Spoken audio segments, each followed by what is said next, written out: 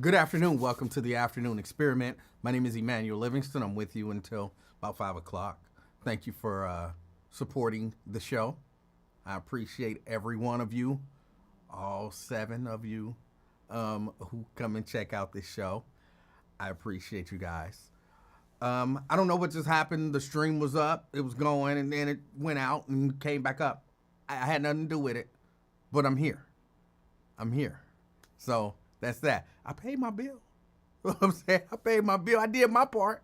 Let me say hello to everybody. I don't have much to talk about today. I talked about everything yesterday. And then y'all be ungrateful sometimes because I be talking and y'all be like, what's the next subject? I'll be like, I ain't finished talking about this one. Yeah, we ready to move on. So I decided if that happens today, it's probably will, because I don't have anything to talk about. If somebody, I'm talking and the people are like, what's the next subject? I'm gonna just say no more subjects. That's it. Enjoy the rest of your day, and I'm gonna go. Cause I feel attacked when y'all do that, and I know me. I would lash out.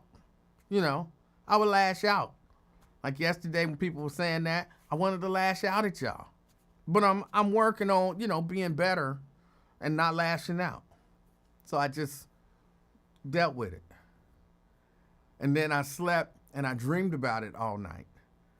Like, why didn't I lash out? I should have did something about it. It ain't right. They ain't fair. So that's the way we're going to deal with it today. Robert Willis, good afternoon. Good afternoon, Robert Willis. Erica Hummins, representing Reading, good afternoon to you. Thank you for checking out the show. Good afternoon, Anthony Prosser. Good afternoon, Anthony. Scott Bain, good afternoon, representing West Walnut Hills. Scott Bain. And rounding out the top 5, Karen Dye Williams. Good afternoon. Good afternoon. Thank you guys for being in the top 5. I'm going to have to figure out something I can do for the top 5. I don't know what. Man, top 5. Yeah, top 5. That ain't enough. I had to figure out something. I had to do something for the top 5. But thank you guys for checking out the show. I appreciate y'all. Nikki Carter, good afternoon. Tanika in the house. Tanika says first, not. But you're here. That's all that really matter. All that first, second, top 5, none of that really matters. Everybody is equal. That is my stomach. Everybody is equal, except the top 5 is a little bit better, but still the same. Good afternoon, Tanika. She's representing beautiful Orlando, Florida. Sierra Brooks representing Boston. I thought Wyatt, she said checking in while listening to Twin crash out on Wyatt. I thought Wyatt said he wasn't going to be on today. I didn't even check for his show today. He said he wasn't going to be on. So I didn't check for his show. So, okay. I could have swore Wyatt said yesterday, like he had to fly somewhere for something for one of his daughters, and that he wouldn't be on, Wednesday and Thursday, and he'd be back on Friday. So, he won't be on tomorrow. I thought it was today and tomorrow. Okay. Man, I probably missed a really good show, because I didn't even check for it today. Jerica. Wait a minute. I don't want to skip over Pamela Kinney. Good afternoon, Pamela Kinney, representing North Avondale. Good afternoon. We got Jerica in the house. Jerica, good afternoon. Hey, talk to the people over at Facebook/Meta. Maybe they got it out for you. But thank you for checking out the show. Regina Denson Griffin, good afternoon, representing 275. Got Daryl Carpenter. He say, what's up, everybody? He's representing Forest Park. And he's waving to someone, and he called them a bad name. I don't know who you're talking about, but I would imagine her name is probably Nikki. Andrea Bustle representing Gulf Manor. Good afternoon. T. Mikey G representing Covington, Kentucky. Good afternoon. Got Veronica in the house out of College Hill. Good afternoon. You owe us $5.30.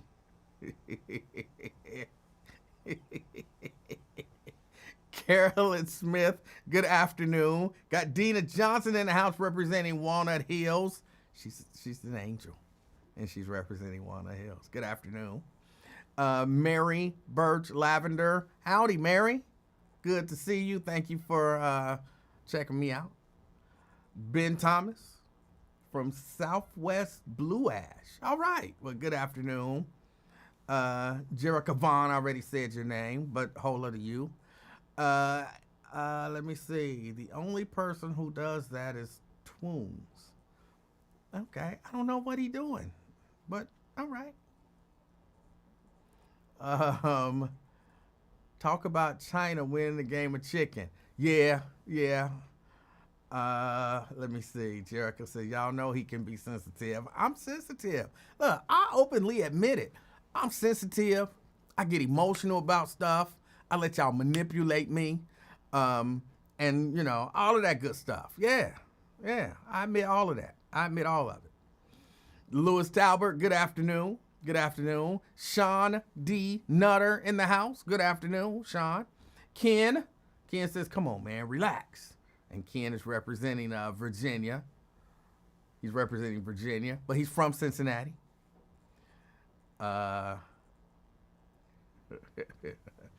Holding in a last shot is like holding in a 40. Eventually, your gut gonna bust. Yeah.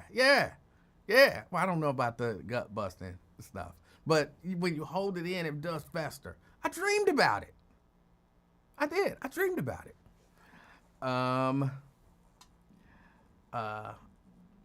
Afternoon experiment t-shirt. Thomas Bullet Sheely representing Coleraine. All right. Well, good afternoon, Thomas.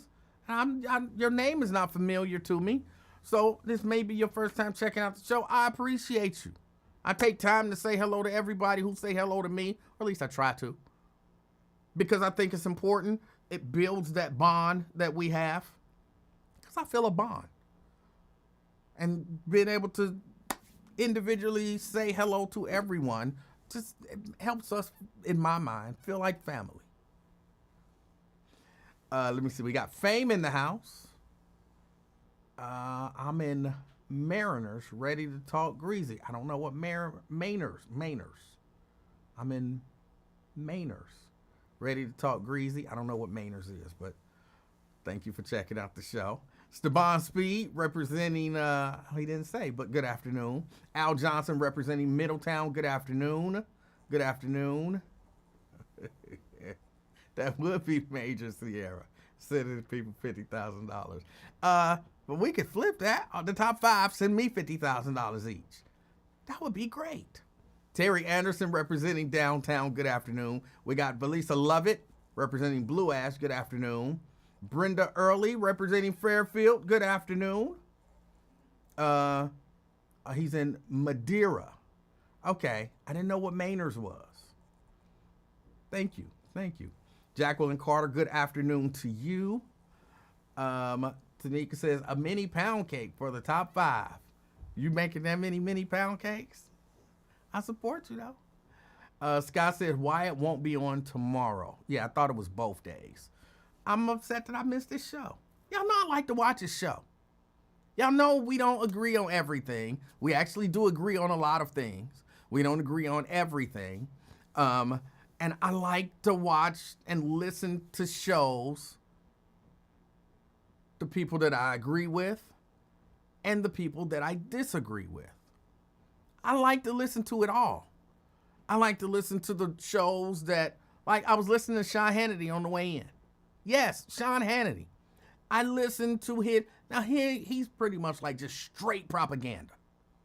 Like, not even trying to act like, his is just straight propaganda. But I still listen to it. I don't understand why a lot of people on that side are so hateful. They're so hateful. When you really think about it, I was listening to the stuff that Sean Hannity was talking about, and everything was to some degree based on some sort of hate.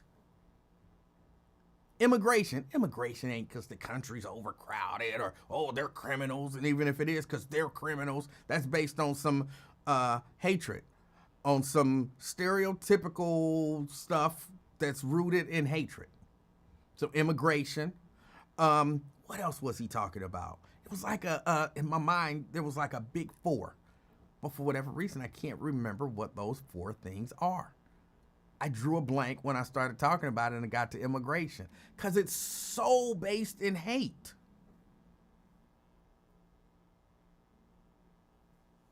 I'll try to think about it as I go through the rest of my hellos.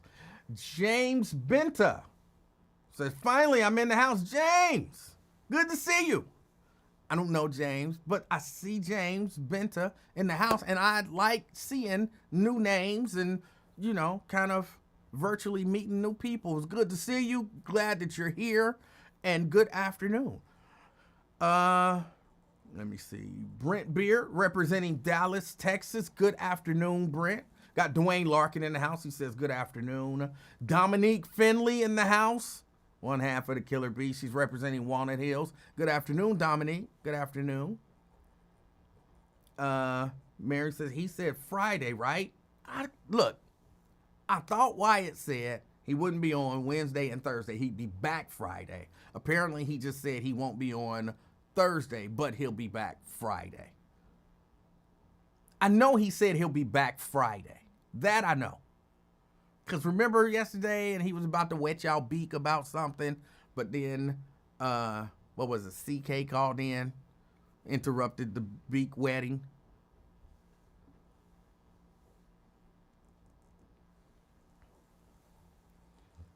The top 5 is much more prestigious than a street naming in Cincinnati. I didn't talk about the street naming. I might get to that in a minute. I might get to the street naming in a minute. Andrea Bustle says he messed up on his schedule. He thought today he was going to be Thursday. Okay, so you're saying I didn't mess up. He did say he wouldn't be there Wednesday, but then he had messed that up, and now he won't be there on Thursday. That's the way I interpret what you're saying, Andrea. And I hope I'm right, because I like being right. Maria Smith representing North College Hill, good afternoon. Anthony said he did. Wyatt old age got him confused. Okay, thank you. Twone's in the house. Twone say what's happening, Emanuel Livingston. Nice shirt. He's checking in before he worked tonight at Kroger. There's no S on there, sir. Crystal Hoskins representing the Christ Hospital. Good afternoon, Twones and Crystal Hoskins. Vernon Jordan says you missed Twin. He was in the rarest of forms today. I'm just imagining, and it's funny to me. Nat Turner. Good afternoon. Let me see. It was a good show. He covered Carmelo Anthony, Crime on the Banks, and Don School, and Shannon Sharp. Yeah, all good stuff to talk about. I think he always does a good show. Alethea says, hello, great evening. Second half of the Killer Bees. The set is complete. Good afternoon, Alethea. Good afternoon. Let's see. Bonita out there in Roselawn. Good afternoon. Thank you for checking out the show. Ron Tucker. Good afternoon. Brenda Burt in the house. Good afternoon. Let me see.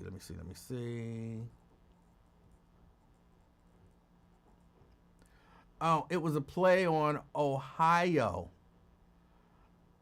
but he put O, a waving hand, and HOE. Okay. I don't know if that's what he's talking about, but Myosha Thomas, representing parts unknown. You don't even know what part of your property you own? That's what you're saying? You done got lost inside of the house? I've heard about that stuff happening.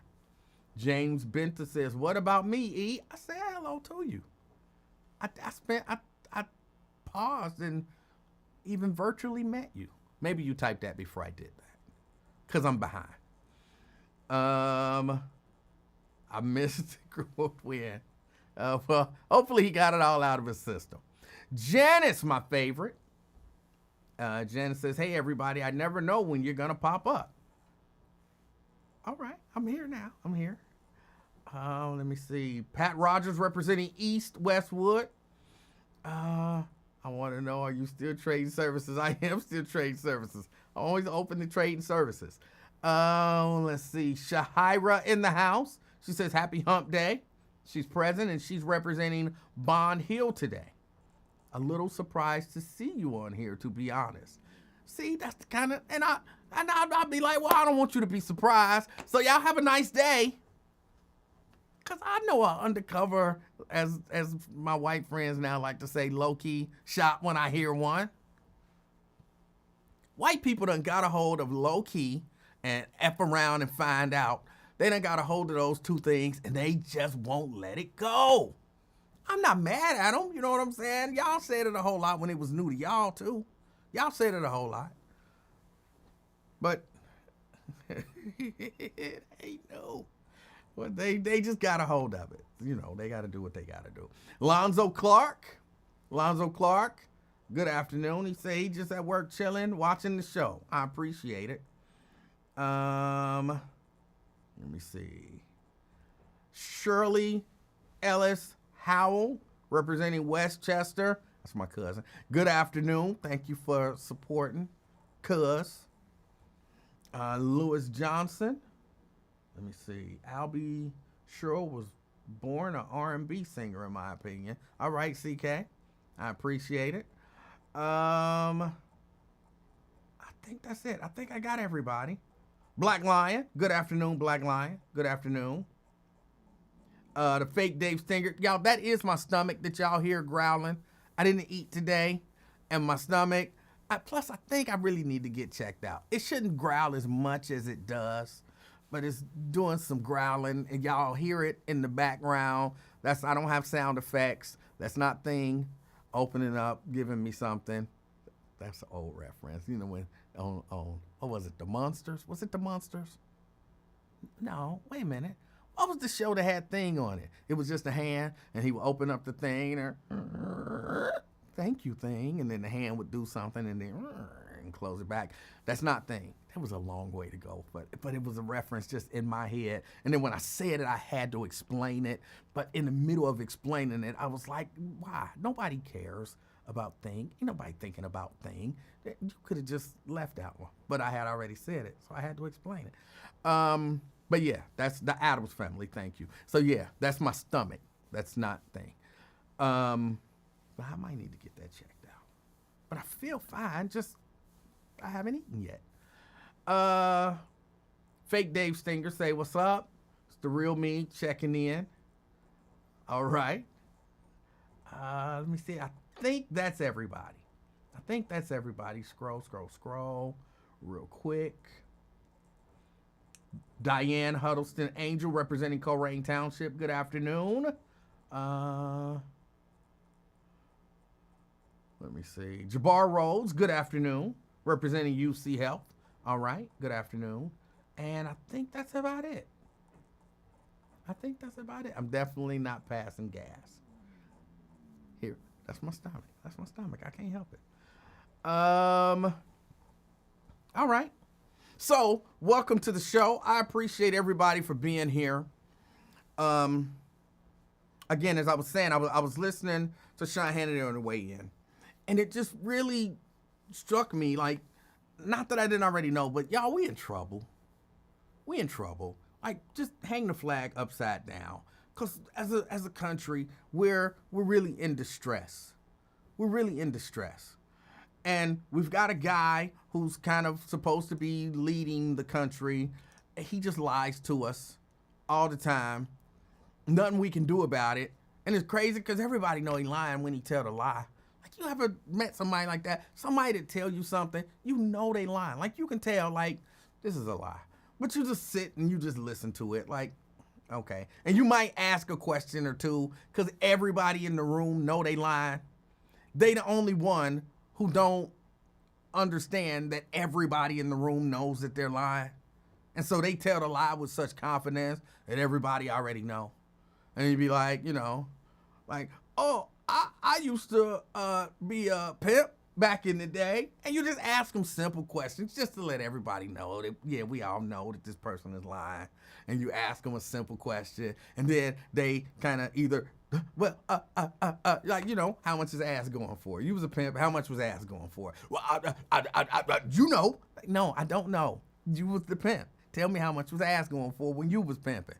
And then they can't tell you. And you just ask a simple question just to kind of point out that we know you lying. Trump is that guy. Trump is that guy. And they have to fact check him. Y'all know we talked about him saying that gas was $1.98 a gallon. When it wasn't. Average price was, $2.70 a gallon. He talked about groceries going down. Groceries haven't gone down. They've gone up. But he says it with confidence. Egg prices. He says, as you know, the cost of eggs has come down like 93.94% since we took office. Egg prices have gone down 93 or 94%. Have gone down 93 or 94% since you took office. 93 or 94% since you took office. And we all supposed to just believe it. And we all looking at each other like we all know. But then we have to come together and say, once he leave the room, why that nigga say he used to be a pimp? We all know that nigga wasn't no pimp. Why is he telling us he was a pimp? We all know. Do anybody in this room believe that nigga was a pimp? No. That nigga wasn't no pimp. Right, we all know. So you have to wait till he leave the room, and that's what we doing with Trump.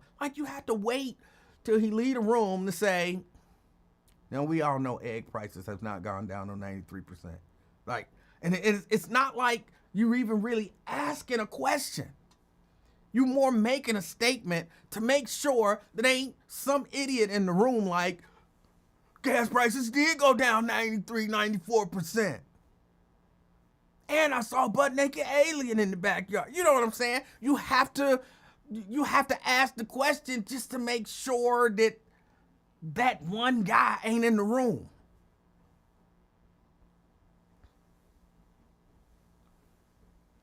It's just, we're in distress. He won't obey the Supreme Court. We have a Department of Justice that ain't gonna do nothing to him. It's wild. It's wild. Alethea, don't get caught up on the example. Alethea, don't get caught up on the example. It was just an example. But I don't know. It's wild out here. So then we all walk around as if we don't. And here, I'm gonna be honest. The sad part to me, well, not the sad part. A lot of it is sad. One of the frustrating things to me is Democrats. A lot of y'all ain't making it no better. A lot of y'all ain't making it no better. And I think y'all kind of misreading the room. Right? I want to support Democrats. I would love to wholeheartedly support Democrats. But they go hard on some stuff that they just shouldn't go hard on. Again, it's the same thing. It's the same thing that was going on during the election. Y'all really haven't figured out there's a huge portion of in particular, the black electorate that we are socially conservative. We hold certain values. Call us what you want to call us, all right? Because, yesterday when we were talking about, the people being able to opt out and all of that kind of stuff, I think almost universally, everybody, and the people who watch this show is probably like 98, 99% black. And I would say 98, 99% of the people were like, yeah, we don't want to see all that LGBTQ stuff. We don't support that stuff. We don't hate those people, but we don't support that stuff. But the Democratic Party won't let that stuff go. I'm not a big proponent of all of this deportation and stuff. I'm sure I'm off base here. Like, I'm not necessarily in lockstep with the majority of Americans, probably. I haven't done a poll, of course, of the majority of Americans to really say, with 100% certainty. But I'm not with all of the deportation. Like, look, if you made it here, this is my feeling. This is my feelings on it. If you made it here and you ain't hurting nobody, you just trying to make a better life for you and yours, man, do what you got to do. Leave them alone. Leave them alone. If they get caught, they get caught. And then, kind of put them on a path to citizenship or something like that. But just rounding people up just because and kicking them out, I don't like that. I don't like that. And again, I try to think about it if it was me. If the United States falls into complete chaos under Donald Trump and Donald Trump Jr., because when Donald Trump becomes the king, then his firstborn son becomes the king when he passes away. Donald Trump and Donald Trump Jr. and all them. And then things just go to hell. And me and my family got to get the hell out and go to Canada. It'd be cold. I'm not looking forward to being cold. I don't like the cold, okay? But I'll go to Canada. But I have to carry a coat. I'll go to Canada, and Tanika, we'll never be friends. You'll be down in Florida talking, it's a beautiful day, and I'll be like, I'm in Canada. It's like 32 below. I'm sleeping in an igloo. I'm thinking Alaska, but it's the same concept. I'm gonna be cold. And if I have to go to Canada, and I'm up there working, making my way, doing what I have to do, I'm struggling, but I done found me a little job where I can keep my igloo up. You know what I'm saying? Me and my family and my little igloo, and we eat every day and all that kind of stuff, and I ain't harming nobody. I don't want the Canadians to come and snatch me up and send me back to Ohio.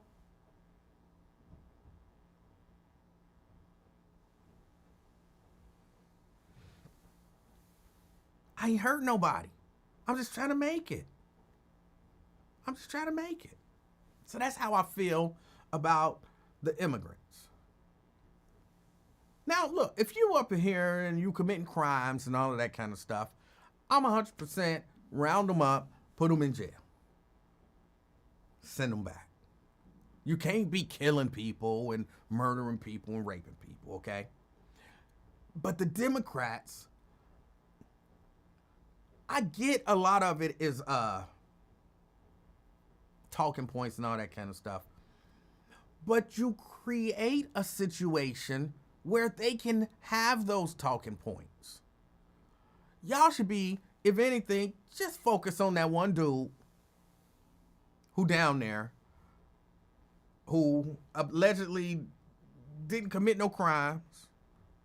They don't have any proof that the dude is like in no gang or nothing like that. They just snatched him up because he had a tattoo and they deported him. Make that y'all message and make it that that's wrong. That's not constitutional, and he didn't obey the Supreme Court.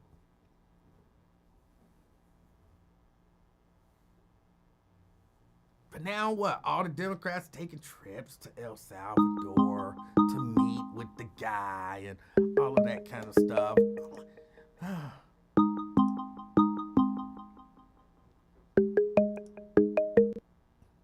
CK?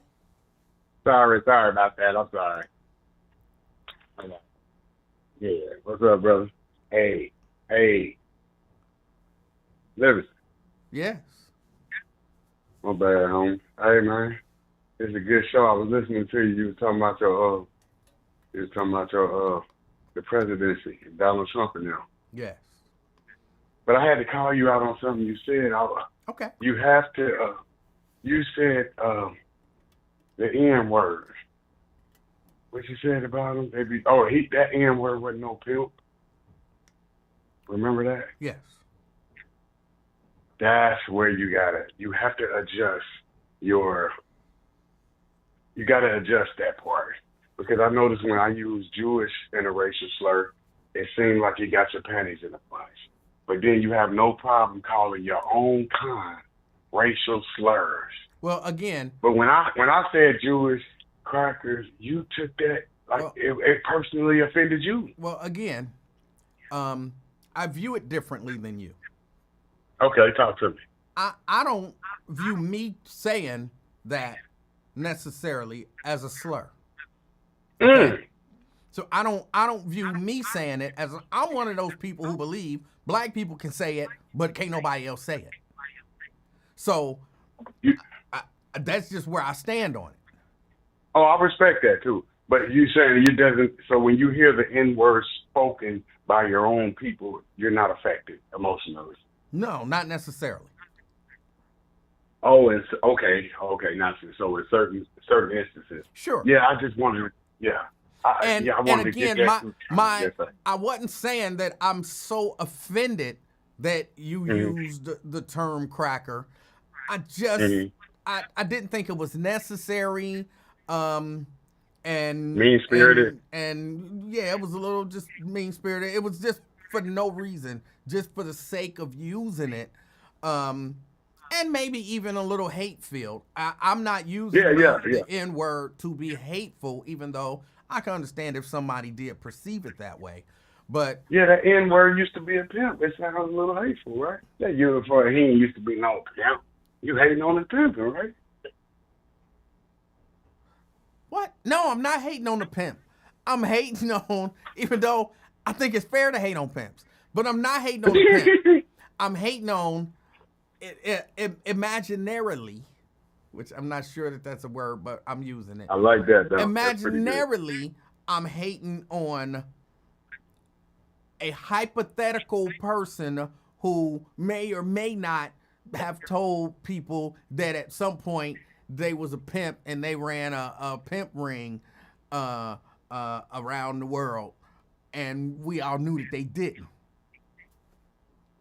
Yeah, so okay. I'm hating on the lie, not on the pimp.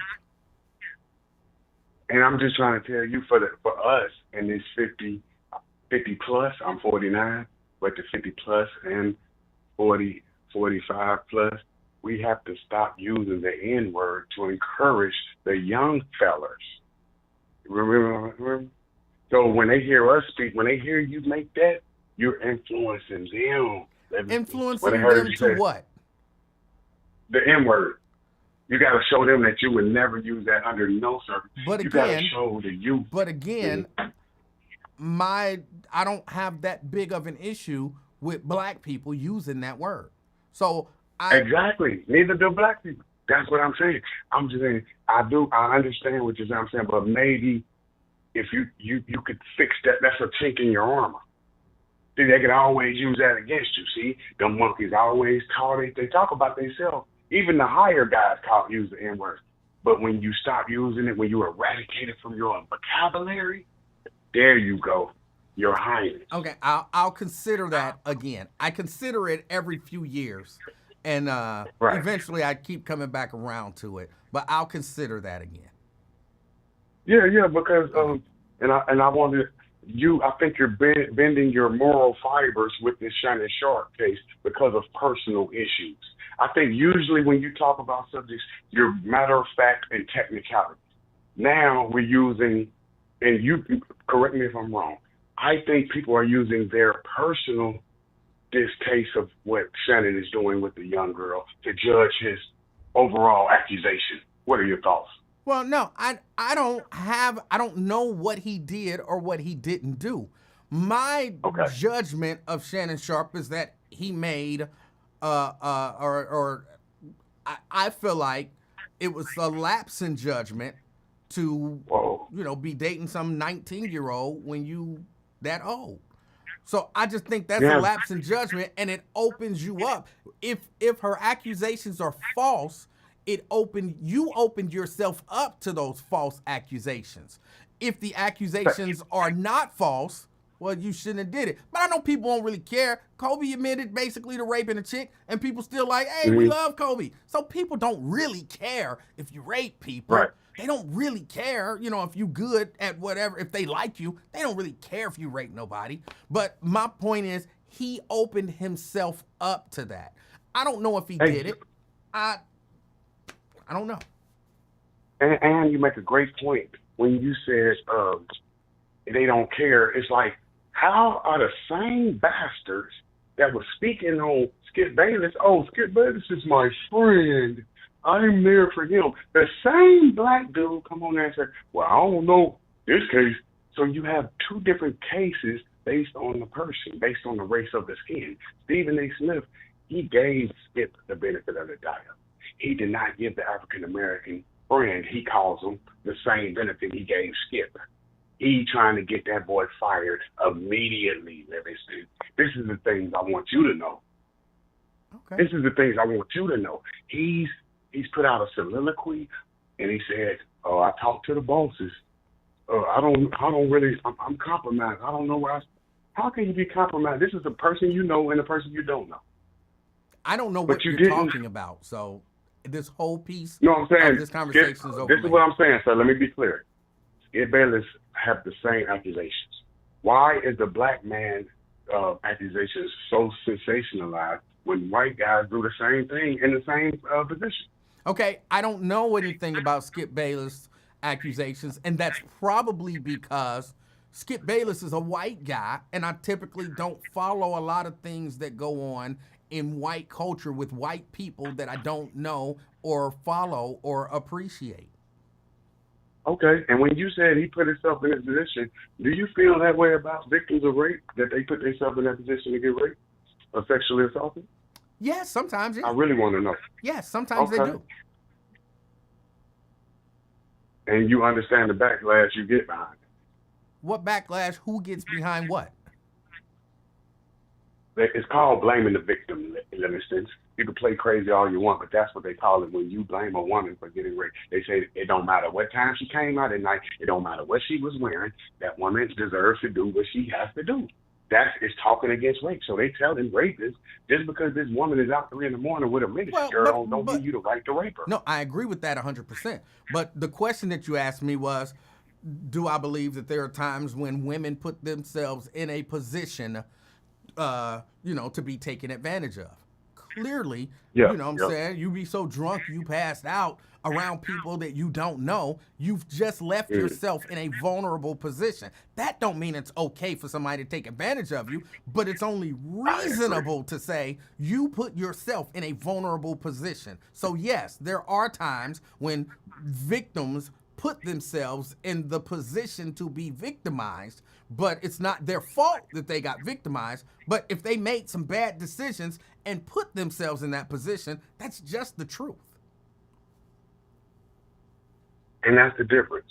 But I would never hear, this is a major difference. You would hear them say, I blame Shannon Sharp for everything he's going through. I don't think you would hear the same for the victim. Would you agree? Well, Even if he was innocent. Just so, I didn't say I blame Shannon Sharp for everything he's going through.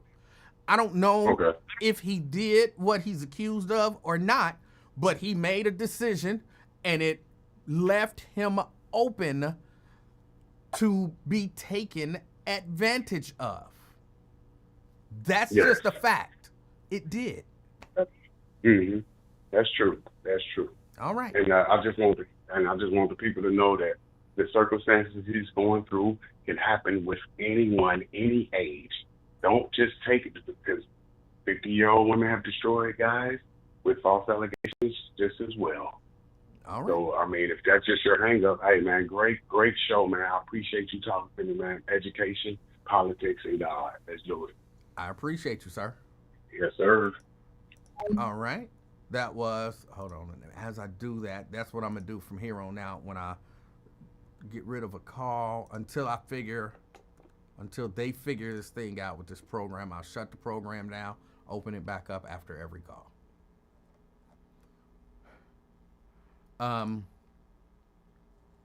Yeah, no, Shannon, he definitely made decisions that left him vulnerable to be taken advantage of. Now, if this lady lied on him, she's wrong. She shouldn't lie on him. And yes, he's a victim. But he left himself open to be taken advantage of. And hopefully, if he didn't do anything wrong, he doesn't, suffer any lasting consequences from it. Somebody asked me, and I would almost stop the call. Who was it? Where is it? Scroll. Ron Tucker. Ron Tucker says, when the hell did Kobe admit that? And I said, Kobe basically admitted that he raped that girl. And when did he admit that? When he held that press conference, when they had made that settlement. And he said something to the effect of, I could see how she could think that she was being raped. Or, I don't remember the exact verbiage, but something along those lines. To me, that's an admission. I don't believe that there's a woman out there who was having consensual sex who thought she was being raped. Like, consensual is consensual. It's understood. And if you had sex with a woman, but looking back, you could see how she thought she was being raped. You was raping her, bro. That's an admission to me. But people don't care because he's Kobe. They don't care.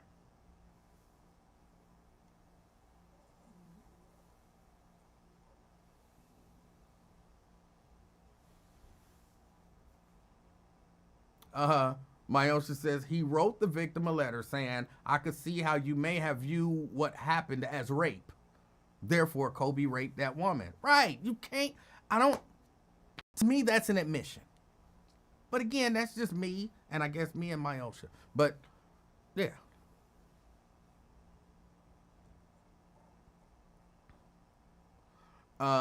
Lonzo say, messing with those 19 and 20-year-olds will get you caught up every time. And he left himself vulnerable. And Tanika said, because I don't want to look past what she said, because it's important. It's never a woman's fault if she's raped. Sickos and power-hungry men rape women. Now, just for the record, I agree with you. But just for the record, women ain't the only people who get raped. And people shouldn't rape people. So it's, even if you put yourself in a bad position, I don't think people should take advantage of it and do bad things to you. So I'm not saying, oh, it's her fault. But people do things and put themselves in bad positions. And they get taken advantage of. The person who did it is still wrong. But you cannot, it's possible to not do certain things to put yourself in a bad position. So that's all I'm saying, which is what I think Shannon did. And, I only mentioned it because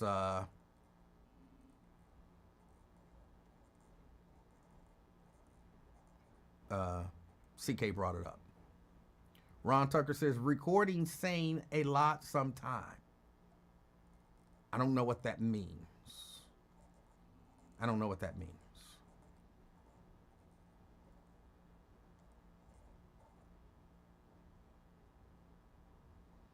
Tanika says, I know, but I said women because that's who we're focused on.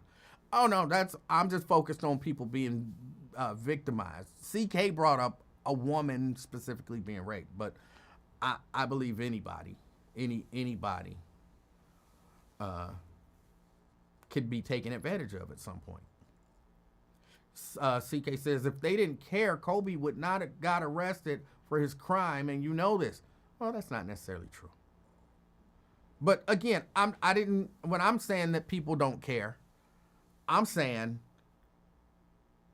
man, people overlook a whole lot of stuff if you are skilled or talented or whatever. I've been guilty of it. I've been guilty of it. I remember when Mike Tyson got arrested. I still don't know if Mike Tyson did that. I wasn't sure then. I'm not sure now. But I was still supporting Mike Tyson, even knowing that it's possible that he did what he did. Because I liked Mike Tyson. I enjoyed watching him perform in the boxing ring. I mean, it's sad to say that now, but it's true. It's true. Ken says, I thought once a man gets a certain age, we begin to make better decisions. I got too much to lose, and I'm too old to start over. Well, Ken, you're never too old to start over. I understand, got too much to lose. I hear people say that, and it sound good. Oh, I'm too old to start over. But if you had to start over, you could start over. You don't want to start over, and I can appreciate that. You're not too old to start over. But you should make better decisions. You definitely should. Twin saying some nonsense. Twin, I'm not exactly sure what this means, Twin. You look like you'll take some strawberry panties? What does that mean? I don't know what that means. You know, I grew up on the porch. You know what I'm saying? I'm a neutron. Whatever. I don't know what your Chicago street pimp gang organization jailhouse slang means sometimes. And that one, I don't understand what it means. What are you accusing me of? At least give me an opportunity to understand the accusation so that I can formulate some kind of a defense or comeback.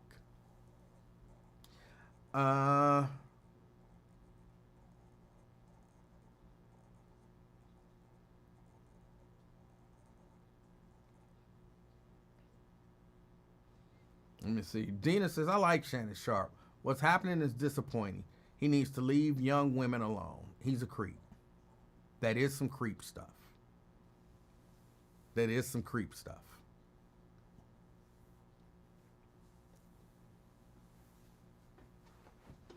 I don't know exactly how we got there. All of that came through a conversation with CK. I was talking about the price of eggs have not gone down 93 or 94%. That's what I was talking about. That's what I was saying. But we got a guy who just gets up and tells lies. Y'all all caught up on Shannon Sharp. Hold on. Here's the way that I think we should view things like, and this is just me. This is the way that I think we should view things like this Shannon Sharp thing. It's the way I think we should view it. It don't mean it's the way you gotta view it, but it's the way I think we should view it. We don't know. So it's possible that the accusation is true. It's also possible that the accusation is made up. I hear people say, oh, they released this. Well, they should release the whole thing. Well, they released this. Well, they should release the whole thing. They only released a clip. They only released a clip. They only released it. Each side is only going to release stuff that makes their side look good. Both sides are playing a game of let's try to manipulate the public because this is a battle for public opinion. So from my perspective, I don't know what happened. That lady could very easily be lying on Shannon, and Shannon could very easily have done what that lady said he did. Try to make good decisions so that you're not put in a position like that. If some 20-year-old come up right now talking about I did something to her, she gonna have a long way to go to prove, because I don't know you. You ain't got no recording of me unless you done did some AI stuff. You ain't got no recording of me doing nothing with you, saying nothing to you, or being with your little behind. I'm not worried about it because I'm trying to make good decisions. I'm trying to make decisions that make sense. And it really don't make sense. Some of the decisions that Shannon Sharpe seems to have made or has admittedly made. Now, he got a right to make those decisions, I guess. I guess he got a right to make those decisions. Who am I to tell anybody you're not allowed to, as a, 50? How old is Shannon Sharpe? I don't know. As an old man, you're not allowed to have sex with a 19-year-old? Who am I to tell somebody that? You're allowed to. I guess. You're allowed to. I think maybe something wrong with you if you do. I think maybe something wrong with you if you do.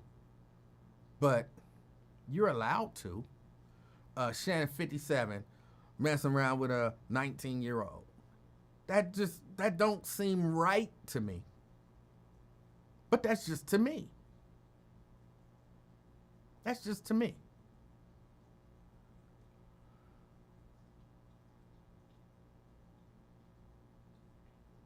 Monique did warn him, though. She really did. Monique told him when she was on that interview with him, you need to leave them young girls alone. And he sat there giggling. She did. She warned him. She flat out told him, plain as day, leave them young girls alone. She might even use the B word. I don't remember. Leave them young girls alone. And people ain't gonna like this. Some people ain't gonna like it. But,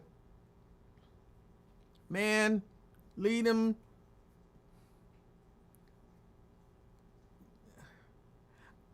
I don't think I would ever, definitely wouldn't mess with a young girl. But if I was crazy enough to mess with a young 20-something-year-old, it would definitely be a sister. It would definitely be a sister. And look, to my knowledge, I've never been accused of sexually assaulting anyone. All right? But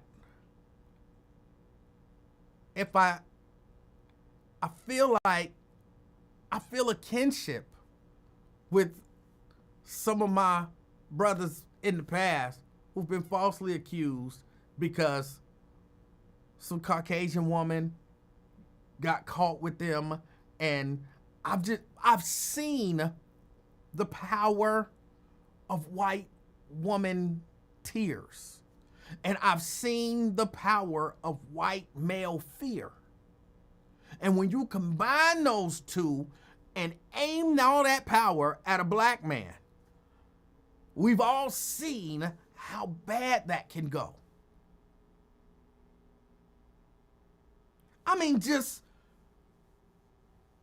We've seen them turn those tears on when they was dead in the wrong. I watch a lot of clips of police interactions and Karens and all of that kind of stuff. And I've seen a video where a white man walked in, didn't do nothing. The white woman wanted him to do something. He refused to do it. She called the police and she starts crying. That man, the whole thing caught on tape, that man ain't did nothing wrong, but next thing you know, he in cuffs. Now, he was, the particular video I'm talking about, he was let out of the cuffs because there was a person there recording the entire thing. But that man went from minding his own business to about to go to jail because a white lady cried. And a white male police officer got mad and scared at that black man who made that white lady cry with no evidence of anything actually happening. And he was getting ready to go to jail.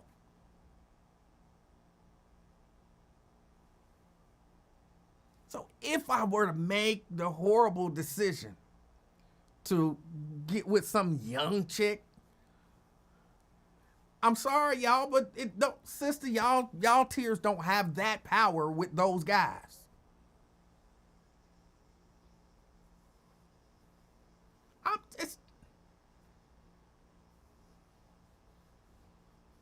And this ain't even about you love who you love and all of that kind of stuff.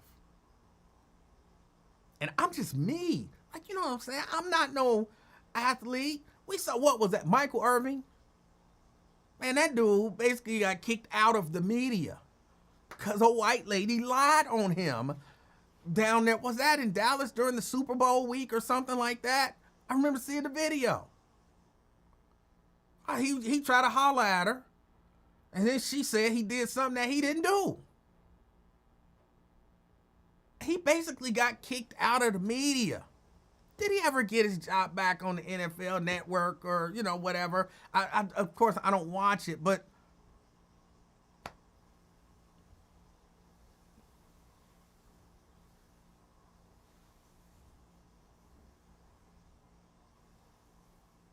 John says Trevor Bauer would disagree with you. Who's Trevor Bauer? Refresh my memory. Refresh my memory on who Trevor Bauer is. And look, I'm not saying that accusations from black women are never taken seriously. I'm not saying that.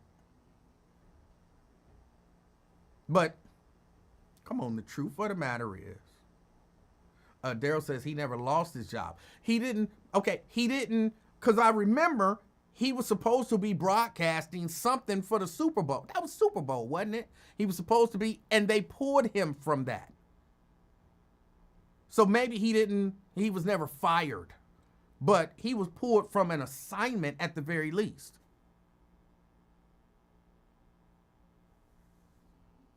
Again, I'm not claiming to know all the details about that.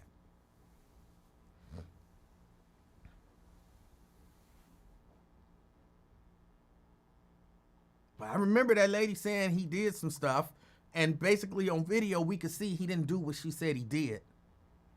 But he lost some opportunities, and for what people believed, that lady.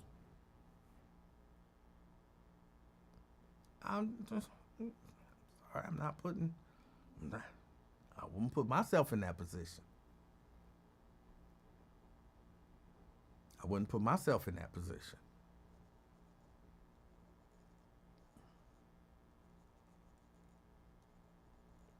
Ron says, Susan Smith taught me not to believe that.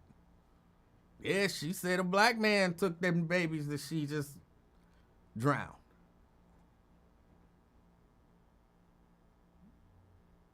Miss Pittsburgh said, no, he did not. He didn't get his job back. I don't want to necessarily get caught up on Michael Irving. My point was, or y'all can get as caught up into it in the chat as y'all want to, but the point that I'm making clearly is,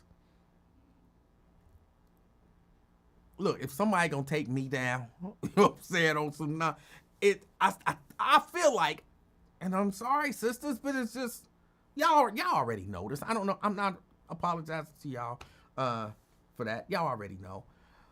I feel like I got a better chance beating some accusations made by a sister than by a white woman. Whatever the accusation is, I feel like I got a better chance of beating an accusation from a sister from a white woman.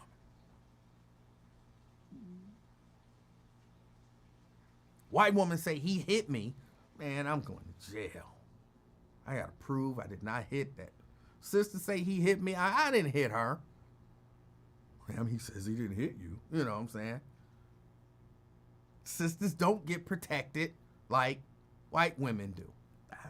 I feel like that's just a fact. If you can't accept that, you just not being honest. I feel like.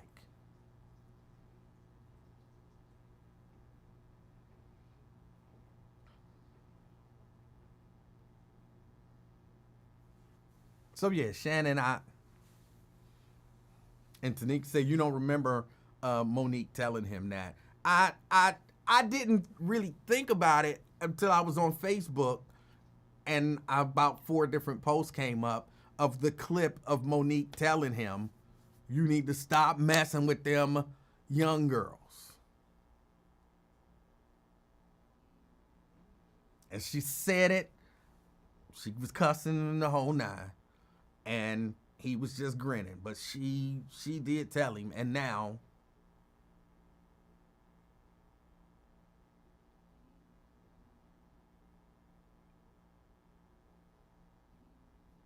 and it would be cool, not cool, because, ain't none of this cool. But it would be cool if he could just be like, you know what? I didn't do nothing with her. She too young for me. And all of this is made up. And she don't have no voicemails or no video or no nothing. How you let them videotape you having sex with somebody and you don't have a copy of it? I told y'all yesterday, if it was me and I'm that dude, yes, you signing an agreement saying everything that we do is cool, and you're signing to be recorded because I'm recording every second of it, so you can't say at any point, I said no and he kept going. No, she didn't. And I might have a crew, you know what I'm saying? Like, we're making pornography? No, but, you know what I'm saying? I need close-ups of your face and your mouth so that you can't say you said no. We got all of that in focus, in frame, the dude with the boom mic. So, well, I whispered no, because that mic would have caught it. How this one catch my stomach growling, that one would have caught you saying, no, Shannon. You know what I'm saying? You're not, no. You're not getting me on no nonsense. You agreeing to all of this stuff.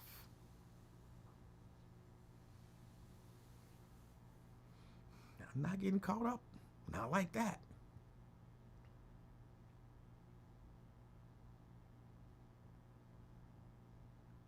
Jerica says that Courtney Claney, white girl, I don't know how you pronounce that, who admitted to murdering her black boyfriend, she's out on bond. Y'all keep thinking America love y'all and everything is good and everything is fair if y'all want to. And this, I got white friends. Like, I'm for real. I got white friends.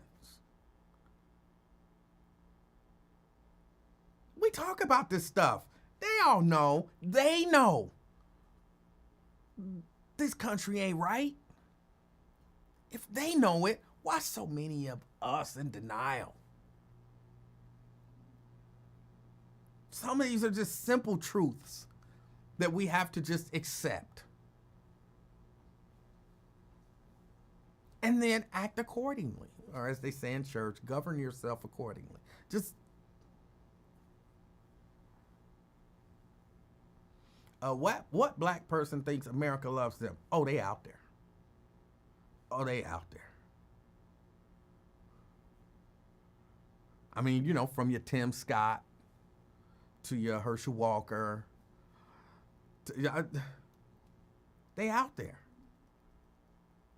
From that level on down, they are out there. Did you say in her face and in your mouth? I'm not exactly sure what you're talking about. Context matters. Well, I don't know. I don't know if I said that. I don't know. But what I'm telling you for real, you can best believe, not that it's ever going to happen. It's never going to happen. But you can best believe if I'm out there messing with some young girl, and especially some young white woman, I'm protecting myself.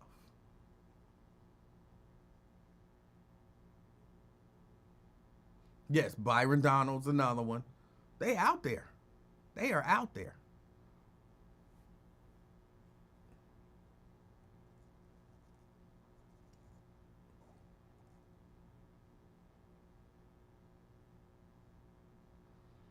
Jenna says, if a man had to go through all that, that's a clear indication not to proceed. Well, not necessarily, because you don't really know. You know what I'm saying? You know, I mean, the same thing could happen with a, you know, old chick that's been ran through. The same thing could happen. Shannon Sharp could have been with some 55-year-old sister that's been ran through 55 times. You know what I'm saying? And she could still come back like, oh, he sexually assaulted me. It could happen. You never know.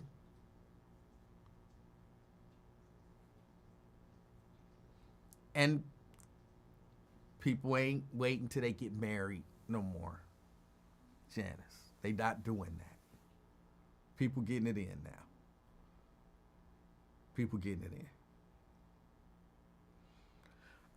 Y'all, I don't have,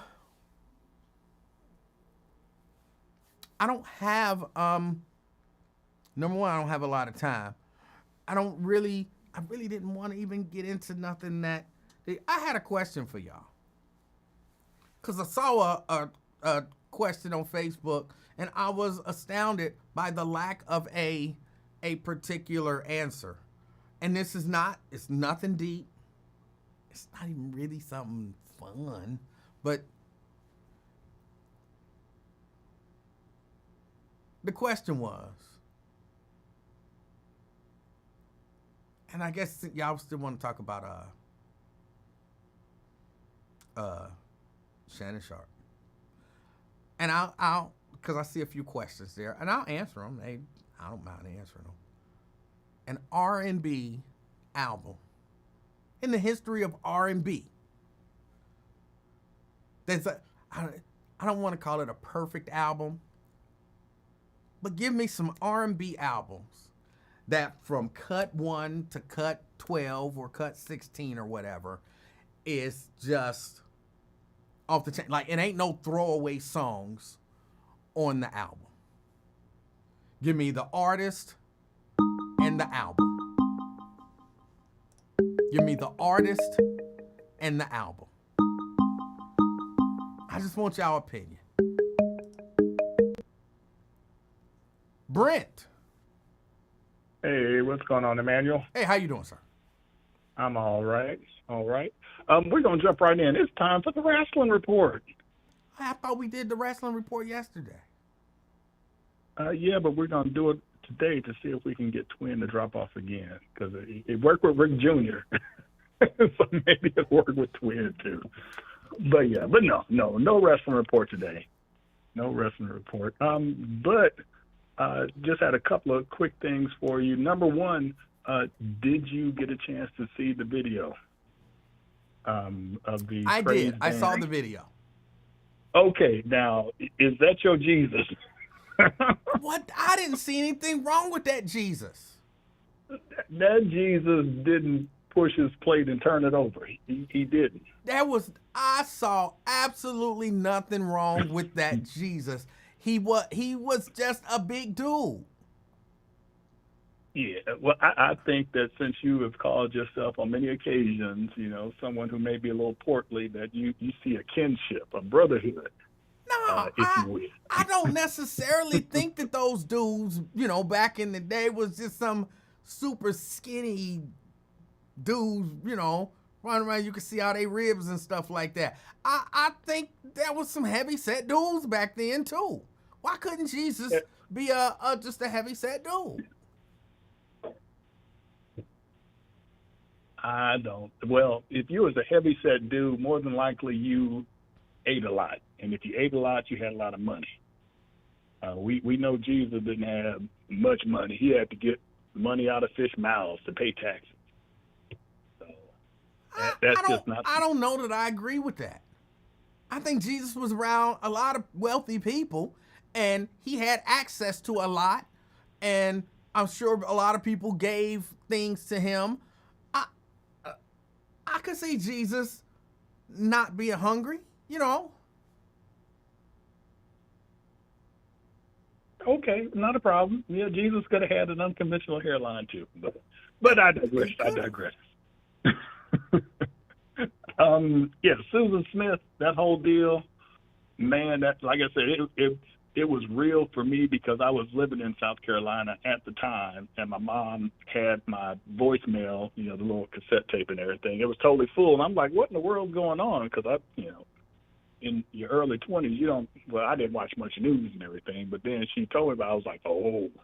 So I could have wound up missing from there, and thankfully they, the cops saw through all those fake tears and everything. But and jumping to Shannon Sharp, when he was, when Monique, did tell him, he should have him, a lady, I forgot, I think, did she say Eunice, or she named some name for a lady that was of a more mature, close to our age. So I was just thinking, what are some of the names of the ladies that Shannon Sharp should be dating? So I'm thinking some of them. Shirley is definitely a name of a woman that Shannon should be dating. Brenda, that's a name. We got I think 3 different Brendas in the chat. A Tanya or a Tanya is a name. Maybe like a Monica or a Vanessa or a Jackie. And then any name that you have the prefix of N-A, L-A, or J-A. So like LaDonna or Natasha or not Janice, but like a Janika. And then with that, if the name ends in Ika, Etta, and Aya, those are definitely names of ladies that Shannon should stick to, and he probably won't have the situation that he has now. But if the charge is not true, I hope he is able to beat those charges and clear his name and continue to make that money. But maybe this is his inward wake-up call. Yeah. But we'll see. We shall see. All right. And the last thing is that one of the things with my with my engineering position is that I get to drive a lot of fun cars. And one of the cars, the car I'm driving now is the Lexus LX 700 Hybrid, and they brand this the ultra luxury. So you have massage seats in the front and the rear. It parks itself. The doors close by themselves, and there's a whole bunch of features I haven't figured out. And even the back seat, you can get in the back seat, hit a button. The front passenger seat will go all the way forward, and the rear seat will go all the way back, so you can almost lay completely flat. And then you have like a footrest or leg rest that comes out, and even for me, I'm 6'3", I have plenty of leg room where I can stretch my legs out all the way. So this vehicle is crazy. And then I looked at the MSRP. They call it Maroni, but it's the sticker that's on the car.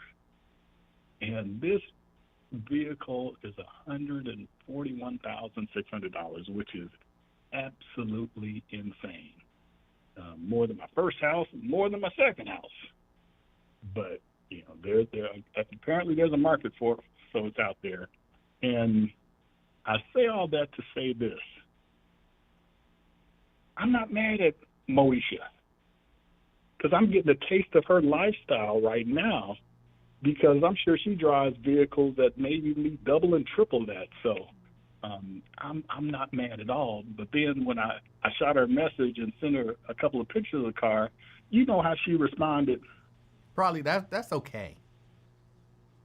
she said, "I know the sticker price," and I'm like, "Ain't this about a?" So we got conflict. I'm trying to give her compliments and everything, and she gonna respond like that. So, but man, I tell you, so I'm Y'all with don't her believe for me, 2 but I'm weeks. telling you, that woman is rich. Y'all don't believe me. Y'all think I'm just saying stuff, but all right. Look, I get to drive like her for 2 weeks. Well, with one exception, because I got to actually drive the vehicle. She's actually riding in the back, getting a massage, eating bonbons out the little cooler and everything, and yelling at Miguel, and Miguel ain't did nothing. I treat Miguel better. Just treat him better. Brent, all right, before you go, Yes. give me an R&B album, Okay. basically flawless from start to finish, artist and the album. Oh, well, The Miseducation of Lauryn Hill. Let's see. Oh, goodness. What's his name? Keith Sweat's first album was... Yeah, somebody already put top that, to Make bottom. It Last Forever. Yes. Oh, goodness. What are some other ones? I'm a Mint Condition fan, so definitely their first album was nice top to bottom. P.J. Morton, his albums tell stories, like old school albums. So I can listen to his albums top to bottom. Music Soul Child. He has some great lyricists. I think he finally got his GED, but it don't matter. But that just shows you brilliance doesn't matter if you got a GED or a degree or anything like that. Which music album? Mm-hmm. Which one? Which album? Which album? Yeah. Flawless top to bottom? Yeah. Oh, the first one, Lauryn Hill. Huh? The Miseducation of Lauryn Hill. What? No. You said Music Soul Child. I'm saying which which Soul one? Child album? Yeah. His first one is the only one that I listened to from beginning to end. Okay. So that's the only one I can go off of. All right. Yeah. Well, that's enough. You don't have to think of I can't think of everyone. any others off the top of my head. That's enough. Hey, I appreciate your call. All right, and Moesha, look, I'm going to live it up these next couple of weeks. Like my daddy had 4 snowblowers and 3 lawnmowers, so I'm living it up. All right, Brent. Take it easy. All right, I appreciate the call. Now hold on, let me go back. See if I can go back to the albums that were mentioned. Oh, I went back way too far. Hold on. Keep scrolling. Okay. Marvin Gaye's Here, My Dear. I have to say, I've never listened to that entire album, so I can't really say. Marvin Gaye's I Want You. Okay. 12 Play by R. Kelly. Definitely first to last. You can listen to I can listen to that without skipping any songs, depending on what mood I'm in. No doubt. Donnell Jones, Life Goes On. Really? Just listen to it. I some of these I've never listened to. I was never a big Donnell Jones fan, so okay. Nasa's Are We Allowed to Mention R. Kelly, 12 Play? Yeah, look, that was a good album. Even the remixes on it, like the album was hot, but then you had the remixes, which was hot. So yeah. Keep Sweat, Make It Last Forever. Okay, no doubt. Somebody else said 12 Play and Make It Last Forever. Okay. And there's no wrong answer. It just, if it's for you, you know what I'm saying? If it's for you, that album that's just stacked from the first track to the last track, Confessions by Usher, that is a hot album. I want to say I can't listen to it. It might be 1 or 2 songs in there that I'm like, skip. But it is a hot album. Lauryn Hill, the Miseducation of Lauryn Hill. Agreed. Hold on, I'm scrolling. Jericho wants to know, what if this is all staged like Jussie Smollett?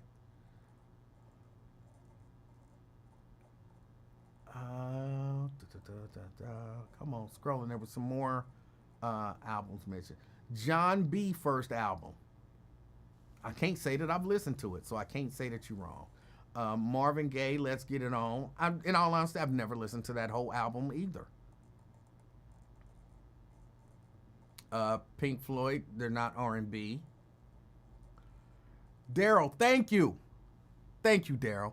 That was, when I saw it, there were so many albums mentioned that I couldn't argue with, but I couldn't believe nobody said Guy's first album, which was self-titled Guy.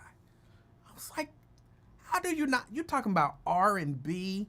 You gotta put Stevie Wonder, Songs in the Key of Life. I feel like Stevie Wonder, Songs in the Key of Life. You gotta put Guy's first album. I mean, there's a few other essential things, but come on. Nobody put Guy's first. Thank you, Daryl. Because I can still listen to that from front to, well, it's not front to back anymore. I had the tape. So, boom, and then you flip it. But then I got the vet, and I had the thing to do the auto flip for me, so I didn't have to flip it over. But, yeah. Sierra says Stevie Wonder, Songs in the Key of Life. Mary J. Blige, Share My World. Never been a Mary J. Blige fan. I'm not saying it's not true. If anything, I would say What's the 411 was an album that because that was before I stopped liking Mary J. Blige. But you could listen, I think, to that whole first album. Aaliyah, Age Ain't Nothing But a Number. Okay. Daryl says Jodeci first album. See, now that one is questionable. Because some people didn't like they up-tempo tracks. So you would say that whole, now I can't remember. I think it started out with all the slow songs and then hit the up-tempo songs. So that first part, I don't think there's very little confusion, doubt, whatever. That first part, all the slow songs, amazing. The up-tempo, now I like them all. I can listen to Forever My Lady, the whole thing, and Diary of a Madman. I can listen to both of those, no skip. But some people I just like they slow stuff. Valerie Davis said Keith Washington. That's just an artist. What album?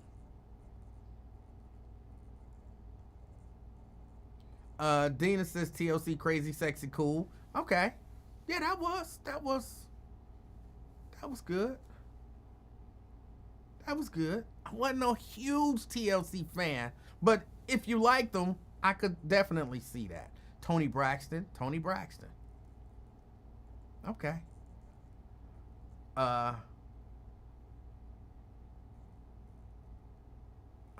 Is that the actual name of the album? I thought it was I Just Want to Sing. But Music Soul Child, I Just Want to Sing, yes. The Brothers Johnson, Strawberry Electric 22. I have to be honest, I never listened to the Brothers Johnson. I know the song is Strawberry Letter 23. But you're saying the album is Strawberry Electric 22. Hold on, I gotta look that up. I might just have to go back and listen to that.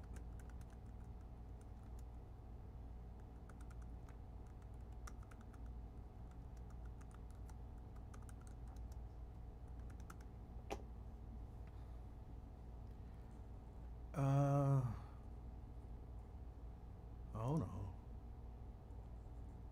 on. I'm looking. The Brothers Johnson version.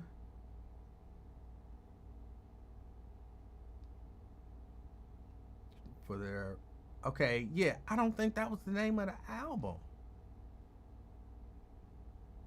I'm not saying it's not, but I just looked it up. And that's not what they came up with.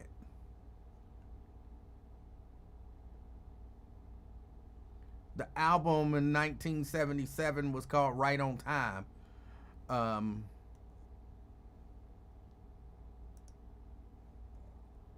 on, let's look at their discography.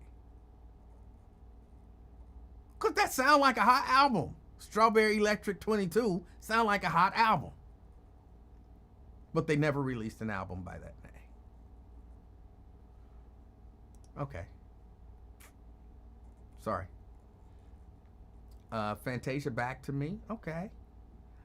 Michael Jackson, Off the Wall. Who can really doubt that one? Who can really doubt that one? One of the best ever. Natalie Cole, Live. I still listen to that whole thing. I'll just be in my car and then I'll be like, I want to hear some Natalie Cole, and I'll put on that, especially if I'm on a long drive. I love listening to live albums on a long drive. The Chocolate Factory, I think that's not debatable. I don't even think that's debatable. Sade, Shannon C says Sade Live. I refuse to call that woman Sade. S-A-D-E spells Sade. And I'm not a big fan of hers, but okay. Silk, Lose Control. No, not the whole album. There's some skips on that one for me. For me, there's some skips on that one. Bushwick Bill, The Other Level. I don't even know who Bushwick Bill is. Who is Bushwick Bill?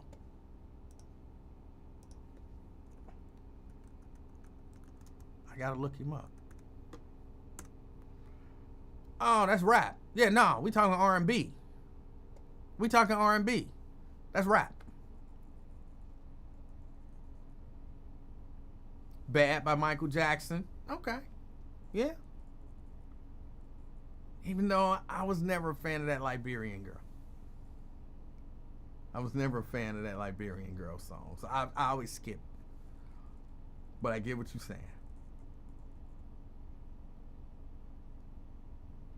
CK, 8 Ball, and MJG, they're not an R&B group. Y'all trying to throw in rap. Teddy Pendergrass's last album. You sure you're talking about his last album? I don't even know what his last album was, but you sure, Janice?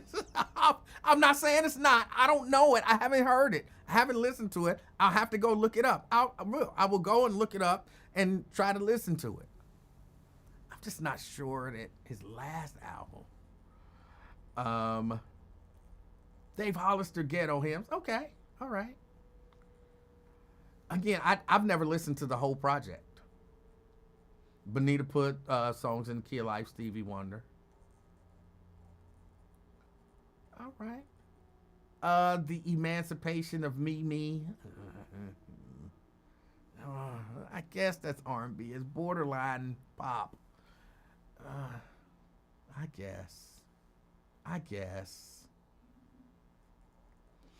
Nat says, this made me realize I don't listen to whole albums.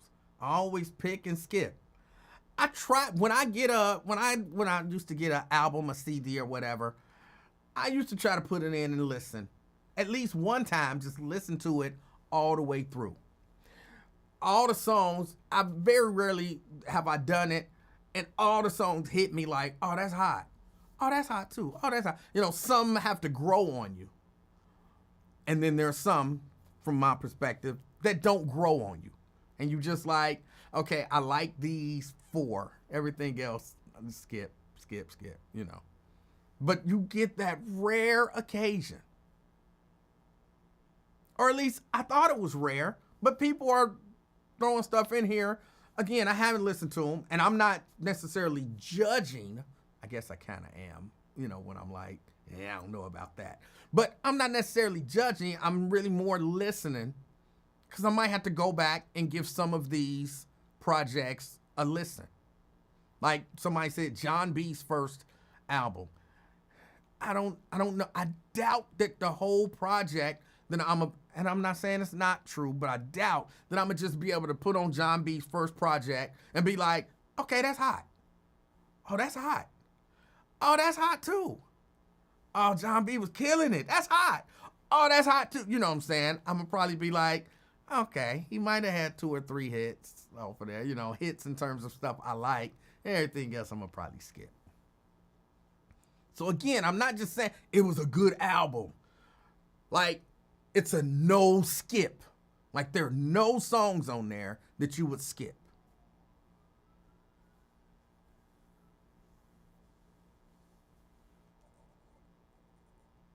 Hold on, can I do this from memory? I'm sure that I can. It was Groove Me, Teddy's Jam. Oh, what was the third track? I don't think that it was I Like, but it might have been. I can't do it. I can't do it from memory. I remember it was Groove Me. It was Teddy's Jam. I want to say it was Round and Round after that. Then I Like, but I might be wrong. Let me just stop.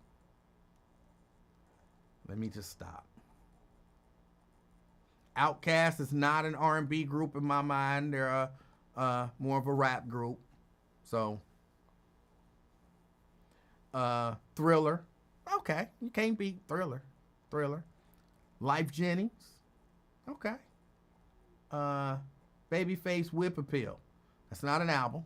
That's a song.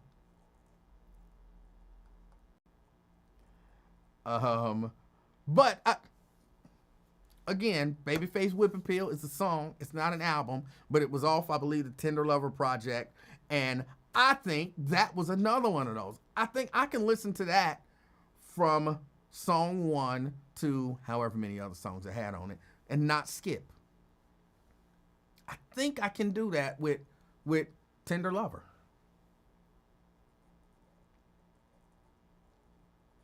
Acoustic Soul, India Ari. Never listened to the whole thing.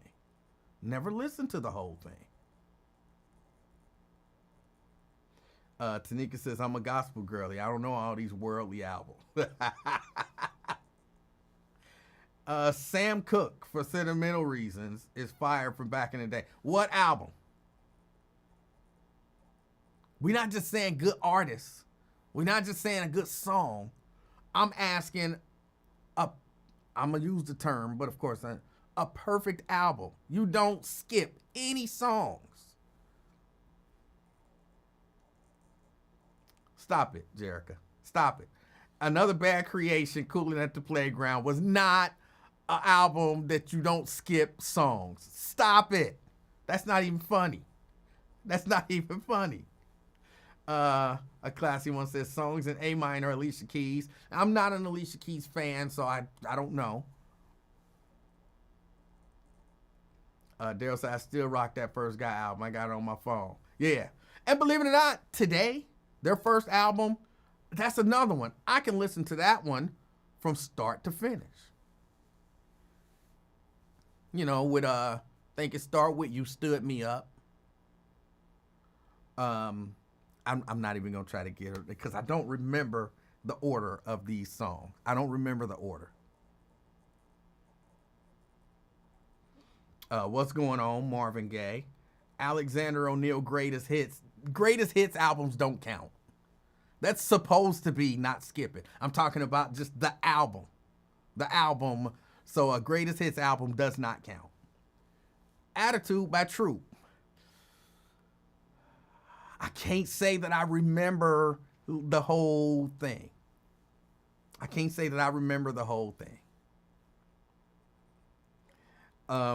B-Rab says Blackstreet's first album. Okay. And I'm trying to think, which one was the first one? The first one, I think it was it just titled Blackstreet? It was the kind of black with gold accents. They had them on there. Had Baby Be Mine on there, but the Dave Hollister version of Baby Be Mine, Happy Home, and all of that kind of stuff. I remember that album. I remember it was hot. I remember that album. It was hot. Regina says Mary J. Blige was the 411 and Guy for me. Okay. Shahira was thinking Aaliyah. CK says both Jodeci albums started off good and the second half of the album was trash. I disagree. I disagree with you.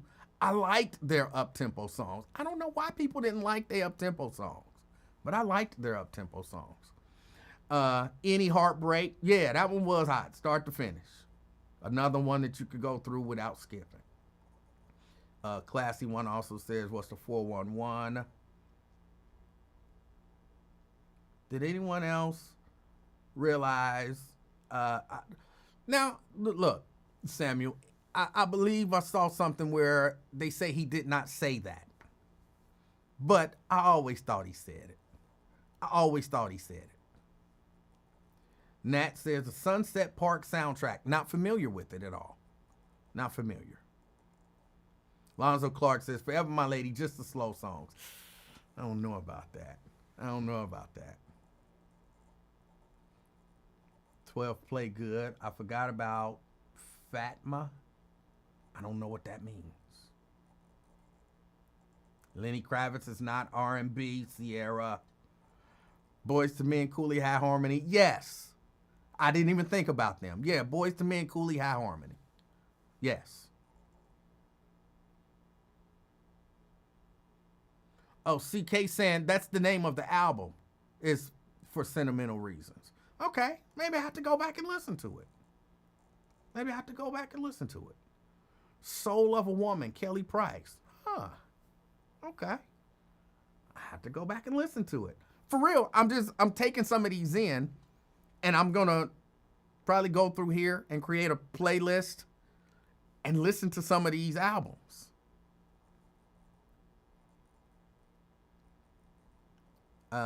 And then I'll be able to say a classy one, Soul of a Woman, a classy one was on point on that one, or a classy one was on that bull.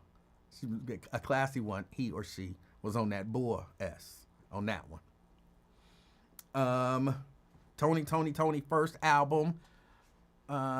Hey Little Walter.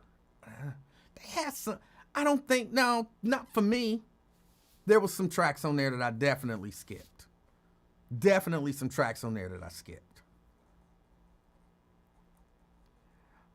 Toni Braxton, her first album. Kathy Jo Wilson says Sade, Smooth Operator. Again, not a Sade fan. So somebody else mentioning Sade. The Brothers Johnson Right on Time album. Lisa and Coach ain't even thought about them in a long time. Spanish Fly. I doubt it, Jerica, but I'll go check it out. I'll go check it out. I doubt if I'm going to listen to it and not skip something. The whole collection of Anita Baker, but her first album was fire. I'm going to go back and listen. It might have been some stuff on there. Kim Moore Eberhart says Strawberry Letter 22. Who made an album called Strawberry Letter 22? Who made that album? A classy one says Aretha Franklin, Young, Gifted, and Black. Okay. Donny Hathaway, Extension of a Man. Okay. Quincy Jones, The Dude. Okay.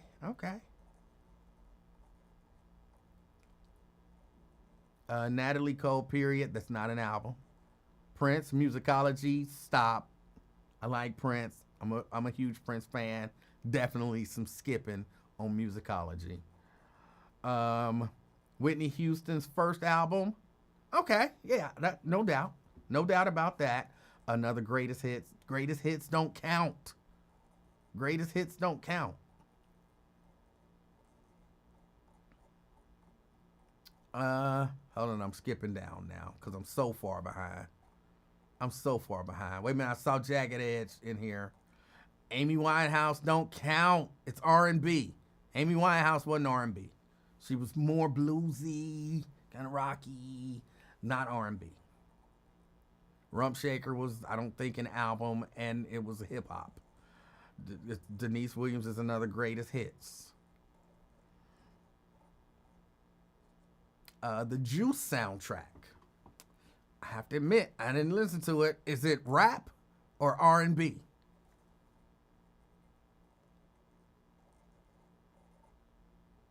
The New Jack City soundtrack. It was some hip hop in the New Jack City soundtrack, so it kind of don't count. But it was hot. That was the first CD I ever bought was the New Jack City soundtrack. Boomerang and both of those are hot, but they both got hip hop on them, so I wouldn't consider them an R&B album.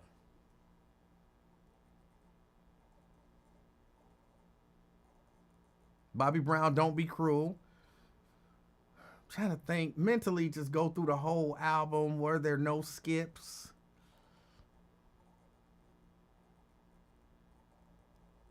Any Loose Ends album. And I'm not hating on Bushwick Bill. He's just not an R&B artist. Ken says, I said Jaheim, the album when he was standing in the doorway. I don't know. DeWanda says The Deal. What album? Al Green's I'm Still in Love with You. Maybe I don't know. Some of y'all understood the assignment.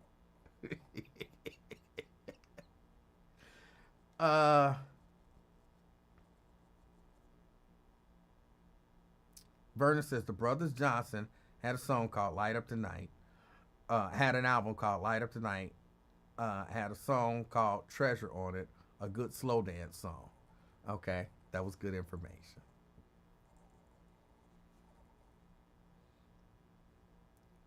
Gap Band, that's just a group.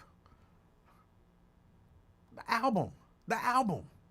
But that's okay, because I got to get out of here. Those were some good albums. Shahira, the Love Jones soundtrack.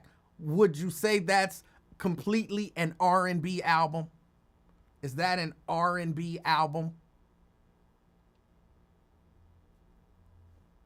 Pamela says soundtrack shouldn't count because there's multiple musical artists on the album. Soundtrack, I kind of agree. That's why, New Jack City was hot. The Boomerang soundtrack was hot. But, I kind of didn't count them. They got hip hop on them. But some albums were soundtracks, which was mainly just by one artist. But I kind of agree with you, Pamela. Soundtracks kind of shouldn't count. I'll Be Sure, In Effect Mode. I'm trying to think back to it. I think I skipped some stuff.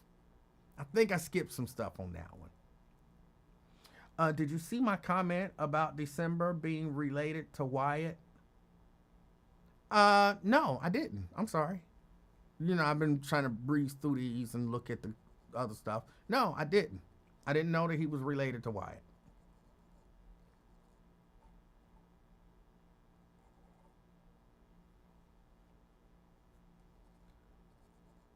Hold on. Was he actually related to Wyatt, or are you just saying he was related? I don't know, but if he actually was, I didn't know. Sam Smith, In the Lonely Hour. Who was Sam Smith?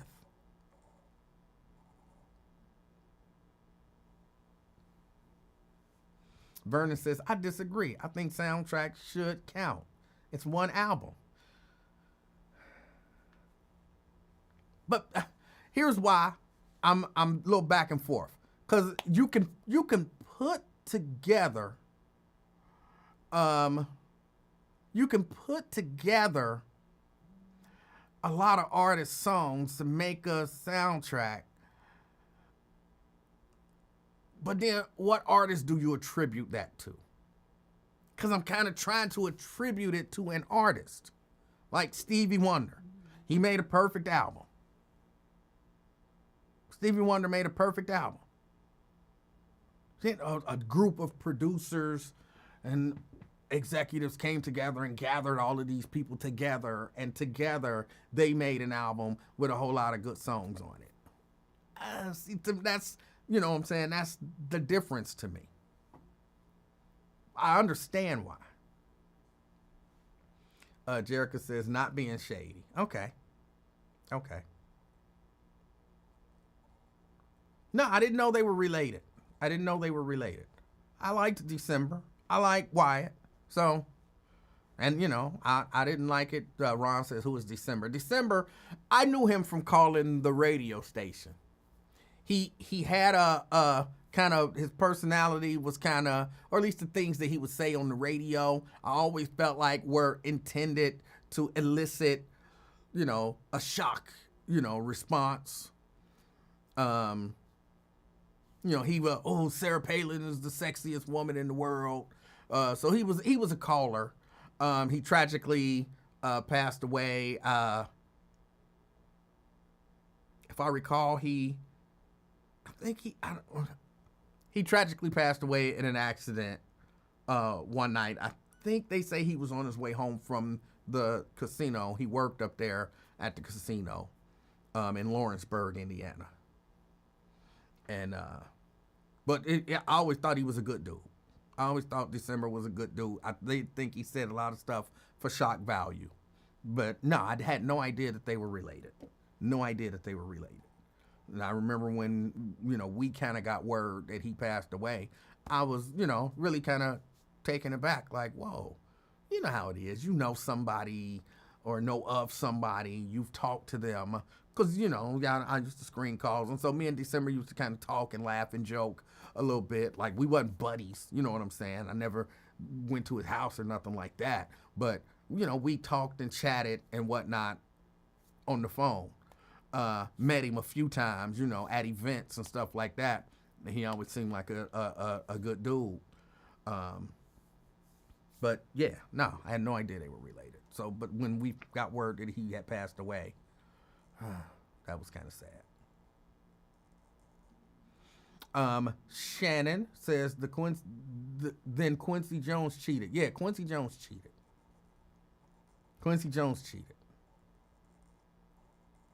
Rapture by Anita Baker. I had to go and listen to the whole thing.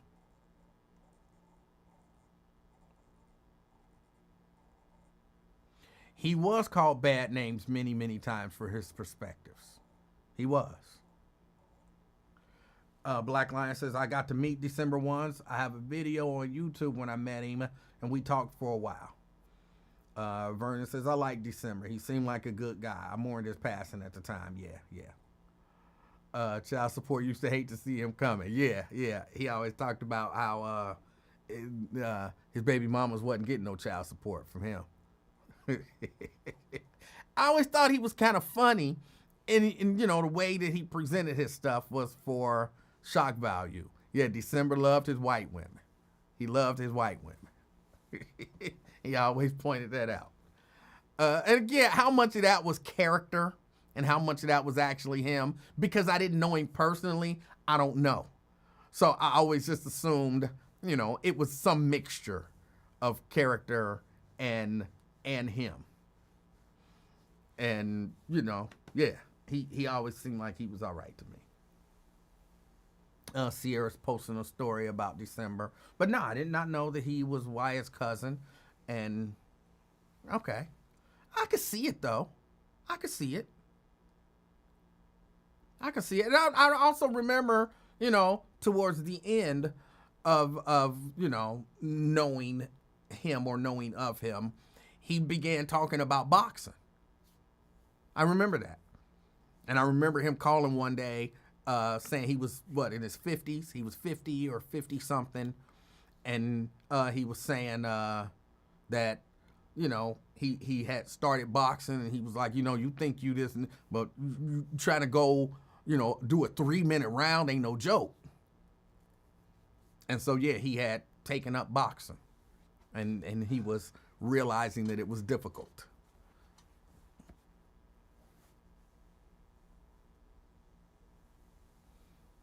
So, yeah, I remember December. I always liked him, like I said. I've heard there are very few people who have called that radio station that I had negative views of, that I can, really think of. Now, there's a lot of people that, felt not too positive about me. But most of the people I had, yes, he was a semi-pro football player as well. Yeah. Most of the people, though, that I interacted with, it was never, it was bad in terms of, just let me on the air. Stop asking me questions. I ain't got to tell you what I want to talk about. Those type of interactions. But for the most part, I still never took a lot of that stuff personal. Let me see. Brent Beard, I think his name was really December. I think his name was December Lamb, if I remember correctly. December Lamb.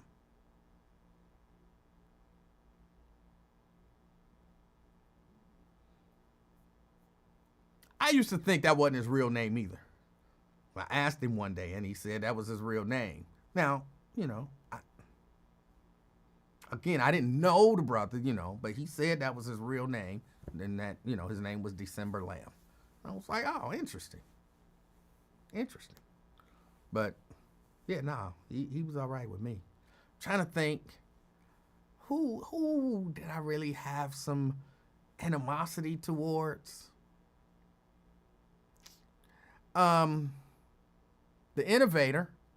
I had animosity towards him just in the sense that he was so annoying. But I always felt like he's so annoying because he has a mental problem. And I always tried to not be mad at him. But it was exceptionally difficult to not. Edward says it's on his headstone, September. I don't know what you mean by that. Can you clear up what you mean by that? So yeah, the Innovator it was difficult dealing with him. Like, he wasn't saying, oh, I want to fight him or anything like that. What about Cleveland? I never had no animosity to, again, understanding people having animosity to me doesn't necessarily mean I have animosity towards them. Again, if y'all knew how many people called and complained about me, you know what I'm saying. Edward says that's his real name. What's his real name? You're saying September is his real name? Edward, is that what that's what you're saying, is that September is his real name? Tanika says the Innovator. I don't remember him. I'm trying to. The Innovator was a guy. He actually did used to call into the radio station. He always talked about how to end violence and racism and everything. And in his mind, the way to end racism and violence and everything was to change the color of the money. Change the color of the money. Which make no sense. He talked about how he took a cutout of a gun, and the cardboard cutout of a gun to the city hall, and they threw him out or something. He had mental issues. And then he would just call, just like he had it on speed dial, and he would call, and the phone would ring, and I would pick it up, and you already been on. You can't go back on. Well, I just need to tell them they need to change the color of the money. All right, I'll let them know they need to change the color of the money. Thank you. Hang up. And as soon as you hang up, the next line ring, 12:30 the buzz. Oh yeah, this is the Innovator. I need to let them know about the color of the... Bro, you already been on. You can't go back on. I can't put you back on. You already been on. I just need to tell them. Okay, I'll let them know. Hang up, and as soon as you hang up, the next phone line would ring. 12:30 the buzz. Oh, that's the innovator. Bro, you can't go back on. Oh, you gonna let me on? No, I'm not gonna let you on. But I appreciate you calling. Hope you have a great day. Hang up. As soon as you hang up, the phone will ring again. Oh, this the innovator. And what can you do? You know what I'm saying? You can't not answer the phone. And he would do that literally. That would happen. But Terrence used to be so mad. Terrence wanted to fight him so bad because he would do it for like 2 or 3 hours straight. And we would be so happy when we had 4 lines because now innovator can't call in. He can't call in. He can't. Line 5 don't just keep ringing, keep ringing, keep ringing, keep ringing, keep ringing. And then you have to answer it. It's the innovator. And oh, it's ringing again. It's the innovator. Oh, my goodness. You know, like I said, for 2, sometimes 3 or 4 hours straight. And you got to answer. You got to answer. It's a talk show. You got to answer. And we didn't have, I don't know if they do now, but we didn't have caller ID. We couldn't block people. None of that kind of stuff. It was just, it's a light flashing. And you see it, you got to pick it up. So, yeah. Yeah.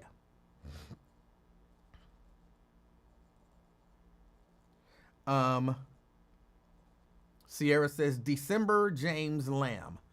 Edward is still saying September is his real name. Everybody else is saying December. He told me his real name was December. So Edward, if your understanding is that his name was September, then I guess you have a right to have that understanding. Ken says, I was the guy that called Lincoln's show about my property tax after I moved to Virginia. I was supposed to be exempt from property tax. I'm a disabled veteran, 100%. I don't ever remember that call happening. I don't remember that call. I wonder whatever happened to the Clock to Doom caller. Yeah, he was out of Chicago. He started once Sister Speak, because at one point Sister Speak was on multiple stations. But being on WOL, I think they had satellite radio or something. They were on satellite radio. So then they were heard all over the country. And Brother X, I believe was his name. Not Endure X from here, but this guy's name I think was Brother X. And yeah, he said, we was on the Clock to Doom. The Clock to Doom.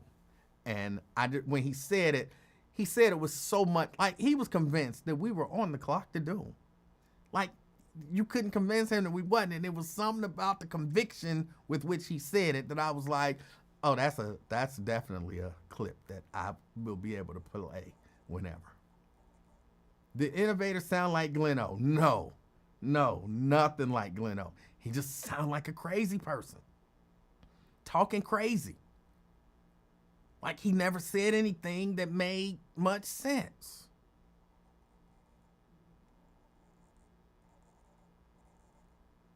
So, yeah, no, he was just a crazy person. One of my favorite callers was Lawrence from Texas. I didn't have a problem with Lawrence. He was annoying, but I didn't have a problem. I like talking to anybody. And it was so easy to just call him out on nonsense. So, he was an easy caller for me.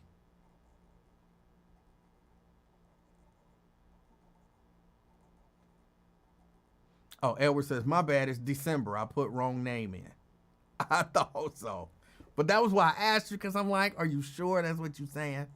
And then you double down on it. But now you corrected it, and you can't beat that. And we can't forget about Glenn Washington Williams. He loved to talk politics up and down the dial. Glenn was annoying. I liked Glenn, but Glenn was annoying. Glenn had an overblown sense of self-importance. That's just the truth. But I still liked him, But the truth is the truth. When you really believe that the only reason that people listen to a show is to hear you call.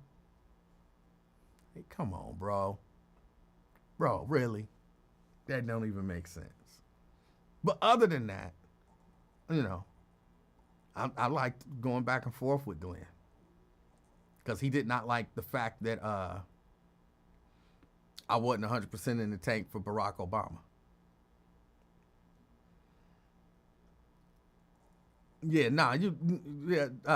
Black Line. No, nobody sounded like Glenn-O, but Glenn-O.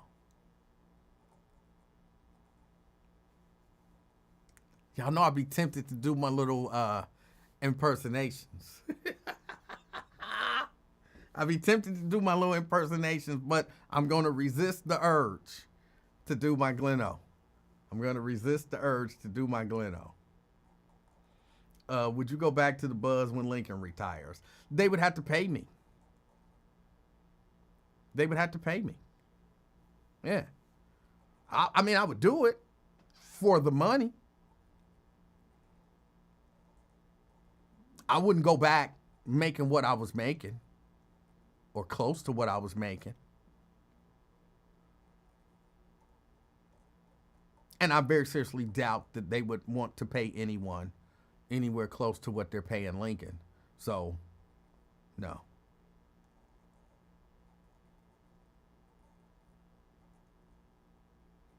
Daryl says, Glenn was my dude. We had a great conversation just before he died. He was comforting me when me and my wife found out she had breast cancer. He was a good dude. He was a good dude. So I'm not saying he wasn't a good dude. He did have an overblown sense of self-importance in this talk space. Y'all know he used to come on my show like, I move the crowd. I'm the only reason people here because I move the crowd. Ain't no MC. You ain't moving no crowd in. You know what I'm saying? You a caller. But that don't be like a dude. We used to go back and forth till 2, 3, o'clock in the morning. Like, I mean, for real, legit. It'd be 3 o'clock in the morning, and we just going back and forth. I tried to get him on. I tried to put together a show. And they couldn't do it, but I tried to put together a show. Glenn and Ken. Ken and Glenn. Glenn Washington or Williams. Who's in Glenn Williams, Washington Williams, and Ken Anderson. And I actually had him come in the studio one day and do the show with me, kind of to show management, like, this could be a show. Like, it could work if they both have equal power.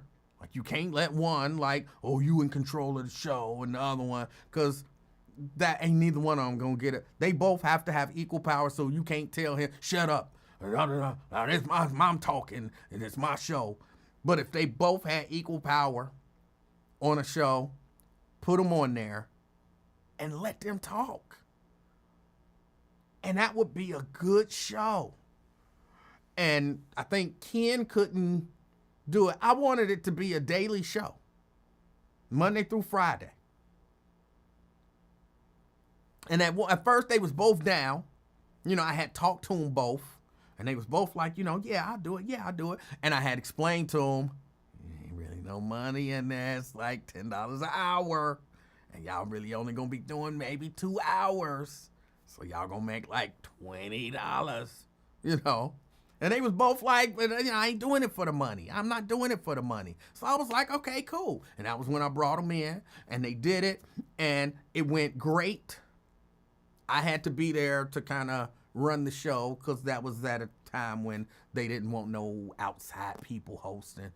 So, I couldn't just say, hey, come in and y'all do the show. I had to be there to host it. But I talked very little. I really just let them run the show. And then I think Ken said he couldn't do it because it kind of conflicted with his schedule. And Glenn kind of couldn't do it because it conflicted with his schedule. And then I talked about, well, maybe y'all can just do a weekend show. And then management was like, well, we really don't want to bring on him. And I'm like, okay, all right. So then it all fell apart. But I tried to get them in. I did my best. It just didn't work out.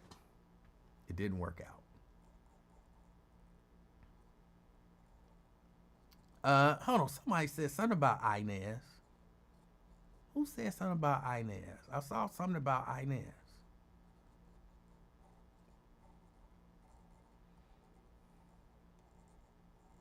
Emanuel, you remember Charles from Norwood? I do. I remember I was on when Barack Obama was getting inaugurated and racist Charles was on. And he talked about how, you know, he never thought he'd see a black man in office. And I want to say, did he cry? Or at the very least, he was like, you know, I'm changing my mind on all of this stuff. And I don't know that I'm certain he's dead by now. Because, you know, he was not a man in good health. But he was definitely a racist. No, I remember Charles.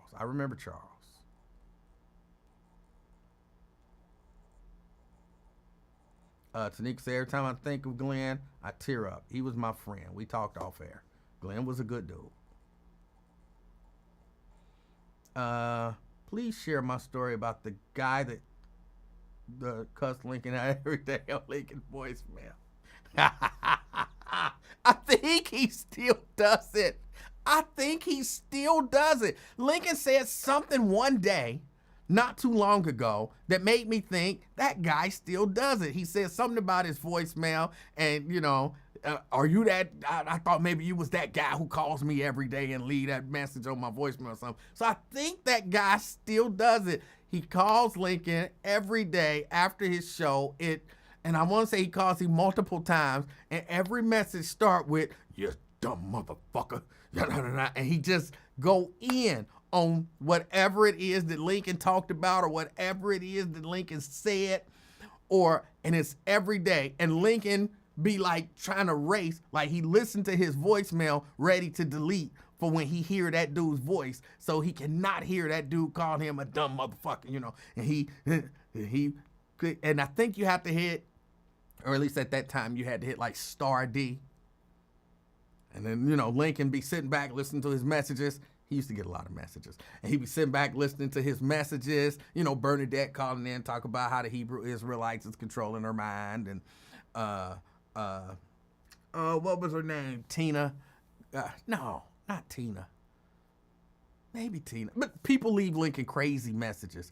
And he would get comfortable and he'd be listening to his messages, you know, boom, hit pound or whatever for the next message. And he listening, boom, hit pound for the next message. Dumb motherfucker. And he would hurry up and try to *D. I'm like, who are you hurrying up against? Just, it's okay. And then he started sending me messages and I would play them loudly. Oh. And he would want to delete them. Oh. He would want to delete my messages. But I would have them on. Like, bro, these are my messages. You do yours, I do mine. Oh. He mentally, he messes with Lincoln. You couldn't believe it. You just, it's so funny. It was. I'm not there anymore. But it was so funny. Brent said Inez came with data to show you that your viewership went up when she called in. Can you do the Harriet Tubman leaving Black MAGA impersonation again? I don't know what you mean. I don't know what that means. Just cleared my throat because Gleno was mentioned. Gleno. Oh, I had to fight the urge. It's hard to not do the Gleno impersonation. It's hard to not do it. Oh, Garrison was funny. Garrison was actually, I was always sad. Garrison always made me sad. Because I felt like Garrison also had some mental problems. And he felt like this terrible victim. Like everything everybody said was picking on him and all of that kind of stuff. And, you know, he had some hang up about being light skinned and all that kind of stuff. I always just kind of felt sad with Garrison, even though there was some gems in there as well. But yeah, I always felt sad with Garrison. Is the innovator dead? No, the innovator be on Lincoln's show on his lot. Eric Benford is the innovator. Eric Benford, the dude that be posting the crazy stuff in Lincoln's chat. That is the innovator. He's not dead. He is not dead. He's very much alive and still very much has some sort of mental issue. He is not dead. I see when I read his writing and stuff like that, I see the crazy. Yes, I can still see the chat in the Lincoln Ware show. Even though I'm blocked. But I'm actually working on that. I'm working on the blocked piece because I shouldn't be blocked. So I'm working on that. I talked to the general manager. I don't want to call corporate. But I might end up having to call corporate because I shouldn't be blocked. I'm not going to get all into it, but I shouldn't be blocked. So, yeah, I had a conversation with the general manager, trying to give him a little bit of time to figure everything out. Hopefully he figures everything out, comes to the appropriate conclusion. The only appropriate conclusion is you shouldn't be blocked. You're not using abusive language towards anybody. You're not stalking or harassing anyone. You're not any of that kind of stuff. You shouldn't be blocked just because you said something that somebody didn't like. That's not the reason why people should be blocked from the page. So, yeah. Don't call corporate. I'll call corporate. If I need to call corporate, I will. I don't want to. I'm hoping that the general manager just says, you know what, Emanuel, I know you're right. I know, you know what I'm saying, what would he say? You just trolling or whatever, and you probably shouldn't be blocked. I'm gonna tell them to unblock you, and then we can just move on from there. Hopefully, that's what he says. And then I'll be like, thank you, Mr. General Manager. And that'll be the end of that. But if not,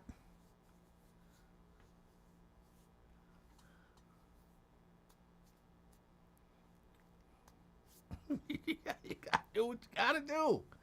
Oh.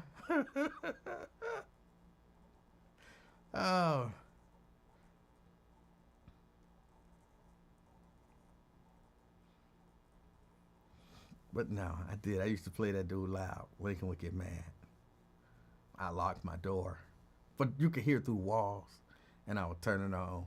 And he would just call and leave me messages until the time ran out. And if he wasn't finished saying what he had to say, he'd call right back and leave another message. But the whole thing was about how dumb Lincoln was and how Lincoln was a sellout and how Lincoln was all of these horrible things. And I don't know why I did those things.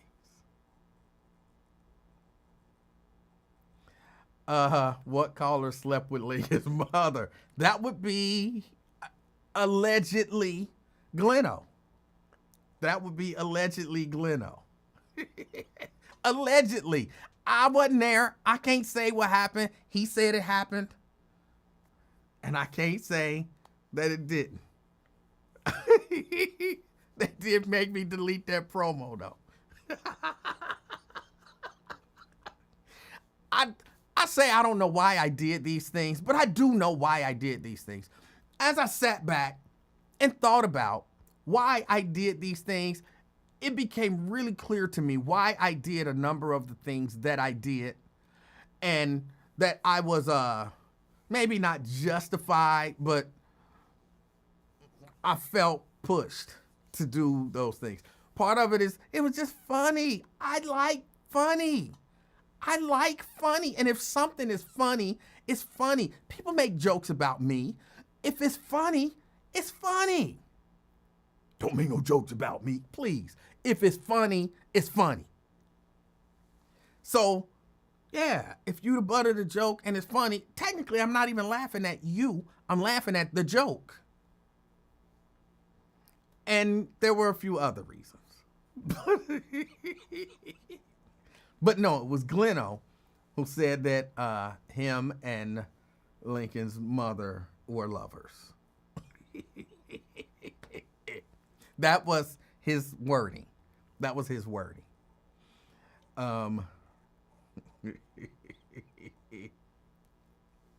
Yes, Jerica, it's Eric. And yes, Eric does definitely seem to have issues. Garrison once said to you, there you go, being arrogant with your ignorance. Did he? Garrison was a member of my church when I was little. I remember I sat next to him once and he opened his wallet and there was a Playboy Club card in his wallet. But I liked Garrison. I mean, I met Garrison a few times, talked to Garrison, of course, again, screen calls, talked to Garrison. And when Garrison was, I don't know the right way to say some of this stuff, so I don't mean any of this stuff that I say to be offensive, unless I actually mean it to be offensive, but I really don't. When Garrison was normal, I don't like using that term. When he wasn't going through whatever it is that he went through, he was one of the nicest guys. He was one of the nicest guys.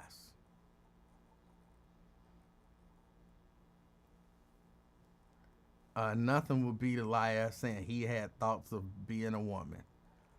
I missed that. I know that happened, but yeah, I missed that. Ron says, I know Eric Benford. I didn't know he was the innovator. Yeah. Tanika says, apologize and they'll unblock you. I'm not apologizing. I don't have anything to apologize for. I don't have anything to apologize for. If I had something to apologize for, I don't have a problem apologizing. If I did you wrong, I will apologize. If I ain't did you wrong, I'm not apologizing just to say I apologize. That's what Lincoln didn't want to talk to Brett about this morning. I don't know. I didn't listen to him today. Well, that's not true. I listened to a few minutes on my drive in. I listened to him just for a few minutes. But once I got in, I couldn't listen to him. I was too busy. Him and Bernadette be posting some crazy stuff that makes absolutely no sense. Yeah, Bernadette got some issues. Bernadette got some issues. And I like Bernadette. Again, I'm going to stop saying it because there's very few of those people that I don't like. All right? But I like Bernadette. But clearly, when you think that people are controlling your brain, sending secret messages to you, controlling what you do and, all of that kind of stuff, there's something going on there. And I knew Alicia Israel. I liked Alicia Israel. I knew Alicia Israel. I really did like him. But I never saw anything that led me to believe that he had the power of telepathic control over people. No, you went in and took all your clothes off because you have some sort of a mental condition that makes you believe that man telepathically told you to take your clothes off. Could you imagine that? You go to somebody, I got this book, rare, I guess, book that you want. And you're like, oh yeah, you can come on over. I'll charge you $20 for it or whatever the cost was. You go in, you're like, all right, where the book? And they're like, okay, let me go in another room and get it. And then they come out butt naked. What? in my mind, it would take me a moment to process. And I don't care who she is. I don't care how fine she is, or how mid of the road she is, or how unfine she is, based on whatever my opinion of fine is. It wouldn't matter if you come out butt naked. It's going to take me a second to process. You went in for a book. You were fully clothed. You went in the other room for a book. And now you standing in front of me butt naked. No book, no nothing. You just standing there butt naked. And then he said he just got up and ran out the door, which is the wisest thing. That's a wise thing to do. You got something that's going on for you to believe that to be the case. And I remember when he came into the studio and she tried to confront him about that, or whichever way it went. They had a little confrontation about it, and Lincoln was kind of recapping what happened. And Alicia was like, yes, that's exactly what happened. And she was like, yes, that's exactly what happened. And Lincoln asked him, well, what did you do? And Alicia said, I got up and I ran out the room. I ran out the house. Because, basically I ain't getting caught up in no nonsense. And he asked Bernadette, is that what happened? He said, yeah, he got up and ran out the house. So they was both 100% on the story. And then she like, but he told me, and like, did he say that to you? Mentally, he told me I had to take off all my clothes. And I think he said that he had to have sex with her in order for him to become a part of their religion. And he's like, I never said that. And she, no, you telepathically, you told me that. And he like, I never said that. I never said anything like that. I never did anything to lead you to believe that. And she kept saying, he said it telepathically. And I think Lincoln kept asking her, did he ever tell you that? And she was like, he said it telepathically. So he didn't use words. And then she just ran out the building and she was screaming, I'm not crazy. I'm not crazy. I'm not crazy. And she ran out the door and left, screaming, I'm not crazy. And I was like, that's a sure sign that you might be crazy. That's a sign that you might be crazy. But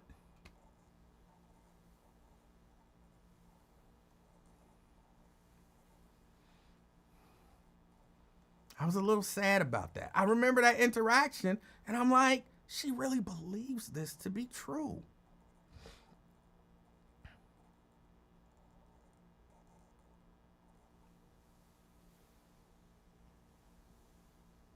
Who was the caller band that called about Lincoln and his son? I don't know.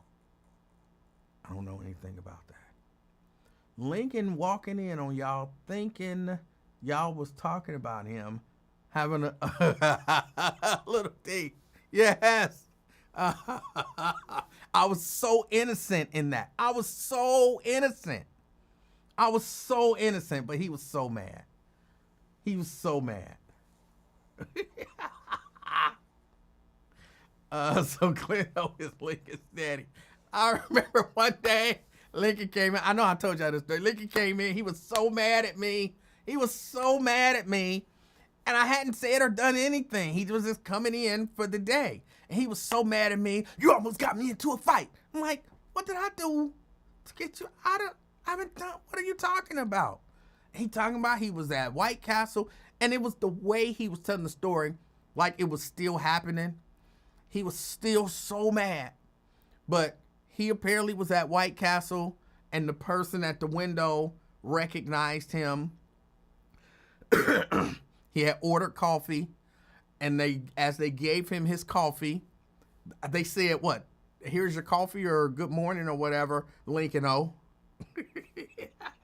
I was going to throw my coffee in their face. I just wanted to throw that coffee right in their face. And I'm like, bro, it's Lincoln, oh. It's just that don't mean nothing. If you know he not your daddy, then why do that bother you so? And if he is your daddy, why do that bother you so? Either way, why would you want to throw hot coffee in somebody's face because they called you Lincoln-o? But he was heated. Like he was mad at me. You got people thinking that's my daddy. And I'm like, I'm not the one who said that he was your mama's lover. Why are you mad at me? Because he told Jay that he and your mama were lovers back when you was little or before you was born or whatever. Why are you mad at me? How do I get the blame for any of this? I didn't make Gleno say that him and your mama was lovers. I didn't make Jay ask him because Jay did provoke that. Jay did provoke that. Jay, I don't remember exactly, but Jay brought that out, and I had nothing to do with it. Oh, I didn't mean to do the fingers. I had nothing to do with it. I was minding my own business, running the board. Gleno calls in, he and Jay, were they at a remote?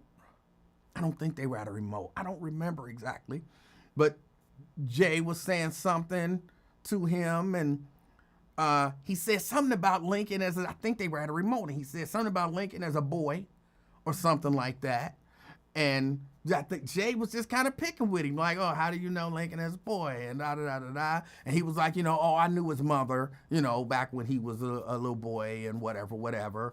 And Jay's like, oh, so, something. And, kind of picking with him, like, oh, you knew his mother. So did you and his mother ever have an England? We were lovers. And I was like, wow.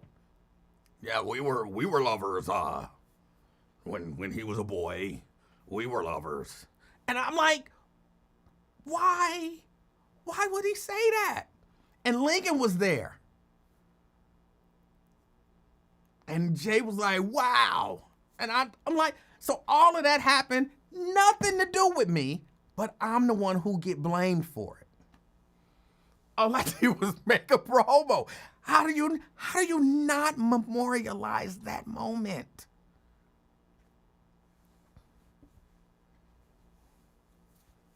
And I don't care what you say, Emanuel. I am not Lincoln's daddy. Like, okay, I never said you was his daddy.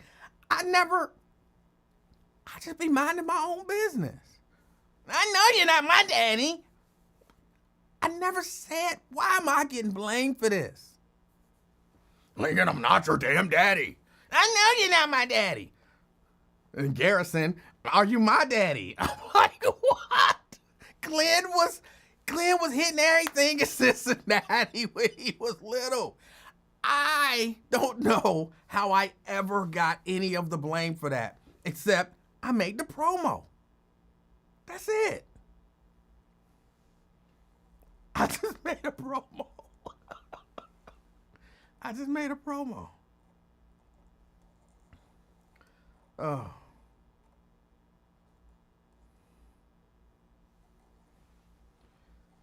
I don't know. I just be minding my own business most of the time. Just looking for the funny. I just be looking for the funny. That's it. If there is funny to be found, I'm looking for it. I'm going to find it, hopefully, and then highlight it so that everybody can enjoy the funny.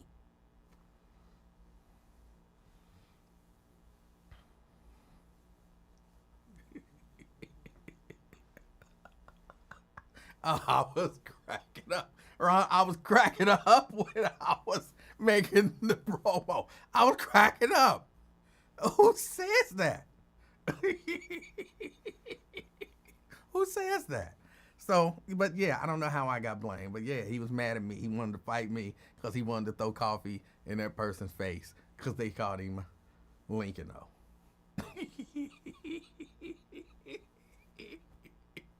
See, it is still funny to me. How can I just ignore it when it was fresh? That is what? Almost 20 years ago. Oh, and it still cracks me up. It still cracks me up. The sight See, I blame y'all for this. I had thought about this in a long time. The sight of that man running down the hall full speed to hit the dump button because a promo is running. Oh. And because I hear him coming, I just stick my foot in front of the door so he can't open it. Oh. Oh. Oh. How could I not? Do you not see the joy that I'm experiencing right now off of something that happened 15 to 20 years ago? Just imagine the joy that I was filled with at the time. And who would want to deprive their fellow human being of such joy? Oh, my stomach hurt. Oh, boy. Oh, my stomach hurt. Oh, but I didn't do any of it. I didn't do it. I just made a promo. Whew. Yes, we did. We had HR at the station. But what were they to do? What did I do wrong? I didn't say nothing about his mama. I had nothing but respect for Lincoln and his mama's relationship. So I didn't say nothing about his mama. I didn't say nothing about his mom. I didn't say nothing about Clinton. I didn't say nothing about none of them. I didn't do anything. So what they gonna do? What is HR gonna do for me? You can't laugh. What? What? What could they do? There's nothing that HR could do to me because I didn't do anything. It happened on the air. Believe it or not, a part of my job. You know, I got hired full-time at the Buzz on the strength of one thing. On the strength of one thing. I could create good promos. When I first started at the radio station, this is a true story. When I first started at the radio station, I was part-time, right? And they didn't want to hire me full-time, but I kind of wanted a full-time job. So, you know, oh my goodness. And I said, let me do this. I need to show that I'm valuable. And this radio station doesn't have any, because I listen to radio. And all the radio stations, there are promos. All a promo is a promotional commercial.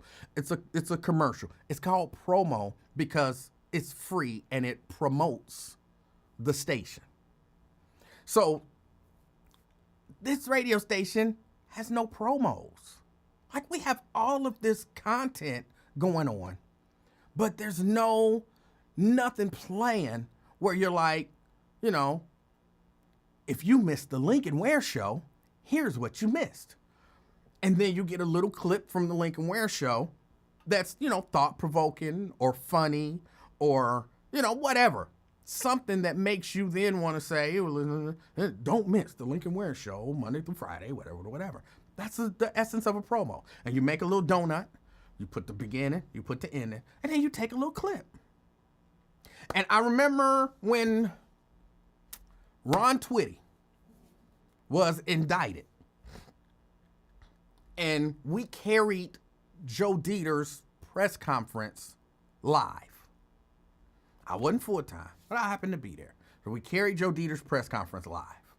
And, you know, he, however many counts, you know, Ron got indicted on, we carried that. And then, of course, people talked about it. And I was sitting there, and I'm like, we're carrying this. People are talking about it. People are interested in this. So let me do this. Nobody asked me. I'm going to go in here and I'm going to make a promo. And I did just that. I made a promo, and I basically took the clips of Joe Dieter's, not even saying what he did, just Joe Dieter saying, count one. and then he would say whatever. Count 2, and then he would say whatever. Count 3, and then he would say whatever. However many counts it was. And in between, Joe Dieter saying count 1, count 2, count 3, I took clips of people responding to Joe Dieter's announcement of the indictment, and I stuck it in there. If you listen to Mr. Lincoln Ware show, you missed, then Joe Dieter's count 1. And then this lady, we are not going to put up with this. Count 2. It's a shame what they doing to that man. They ought to know about count 3. This is racism at its highest point. Boom, boom, boom. Catch the Buzz or the Lincoln Ware show, whatever it was, Monday through Friday, whatever. And they liked it. And my thing was, this is the stuff we should be doing. And at the time, Lincoln was the program director. This is the stuff that we should be doing on a regular basis. We should be doing this regularly. So I went to Lincoln and I said, Lincoln, here's what, I can do this on a regular basis. And he, oh, you can't? And that's great. But I'm not going to do it on a regular basis as a part-time employee. So I need to be hired full-time. And if you hire me full-time, this level of creativity, among other things, is what I bring to the table.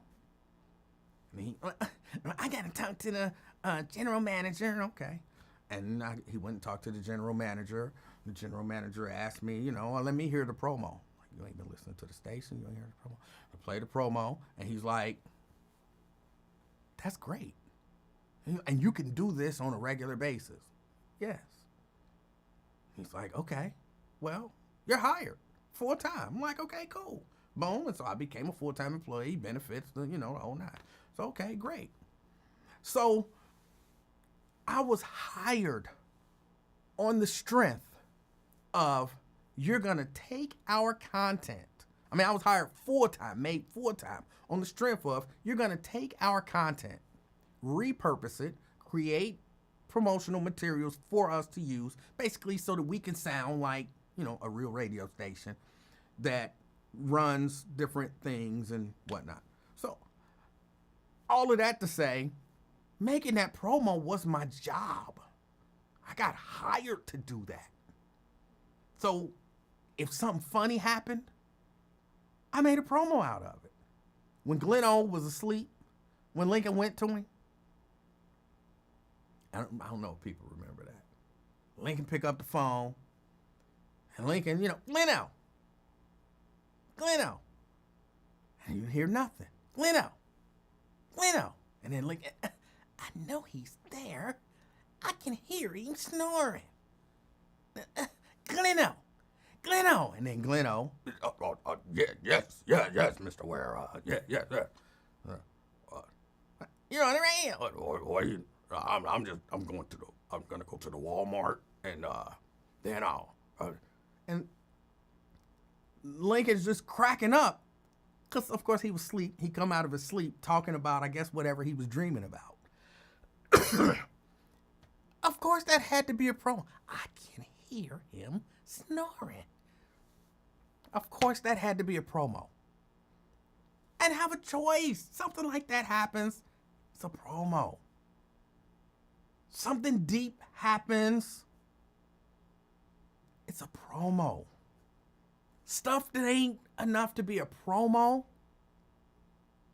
Like, John Cranley, did you or did you not give the mayor the finger on council? Well, yes or no? Yes. The answer is yes. Boom, sound clip. It's not a promo.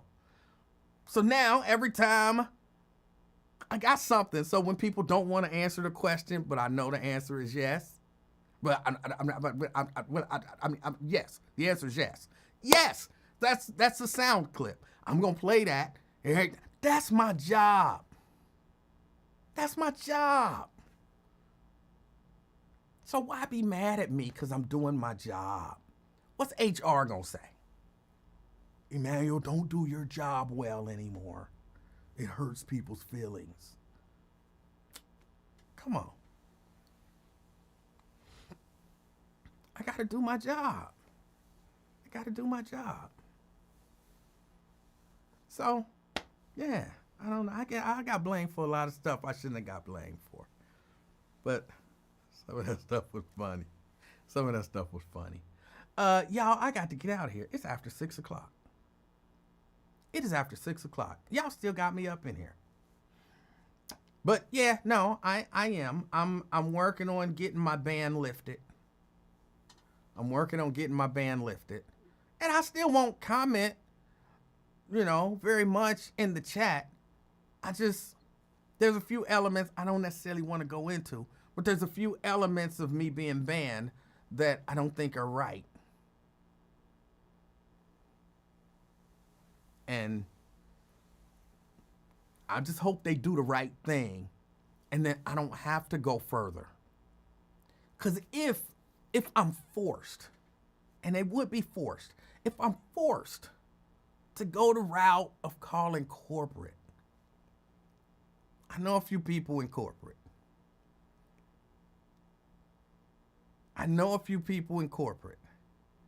And some stuff happens on that live that I can guarantee you corporate would not be happy with. I can guarantee you that things happen on that live that corporate would not be happy with. And I don't think that anybody wants corporate coming into the live monitoring the fun. But if I have to point out some things that probably shouldn't happen on a regular basis,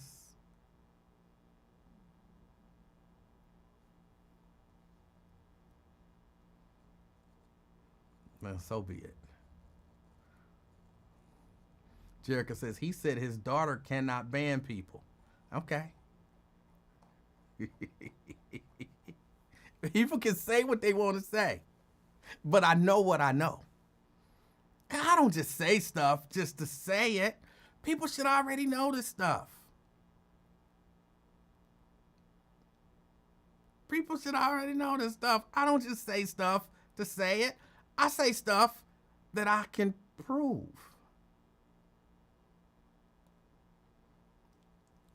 But none of this ever has to be mentioned. Just do the right thing.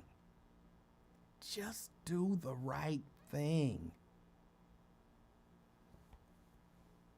And anybody who, let's say they don't like the stuff that people say, everybody has the right to block people. So if you don't like somebody saying it, boom, you block them, you don't see their comments. But there should not be some third party blocking people because they don't like what the person said. And I don't mean blocking people from seeing their comments, blocking people from the station's page. There should not be some third party blocking people from the station's page because they didn't like something that you said. That's wrong. It's inappropriate. And hopefully they just do the right thing. I'm not asking much. Just do the right thing. Do the right thing. Do the right thing. That's not that hard.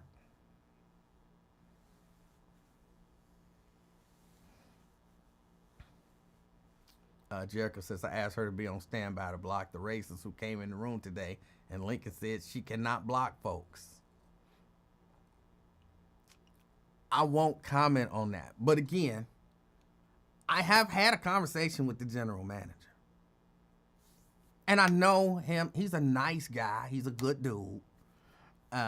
He don't want no issues or nothing like that. He just want everybody to be happy and people to advertise on the station. That's it. He want good shows and advertising because he's the general manager, and that's all he want. The general manager don't want no headaches.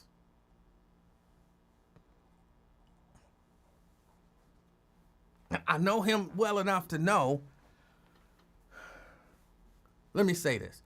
If all of the times that people called on me, one of the first things that he would do, because he's a fairly fair guy. One of the first things that he do is he come to you and have a conversation. Right? So let's say, for example,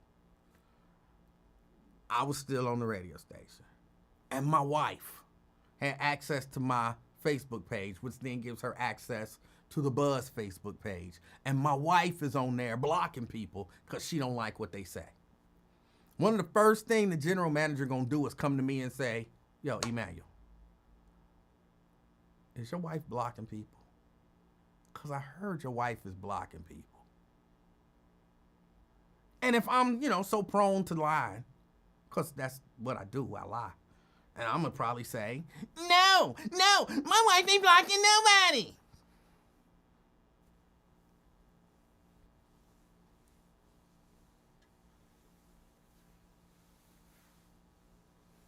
Knowing that she is, my wife be blocking people, and then I'm going to probably tell my wife, oh, somebody done told that you blocking people, so now you got to stop blocking people. I know who told. He told me who told. I know who it is, but so now you can't block people.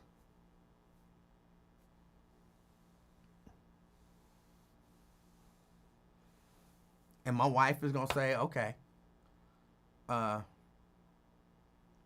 now on, when I block people, you can just say you blocked them.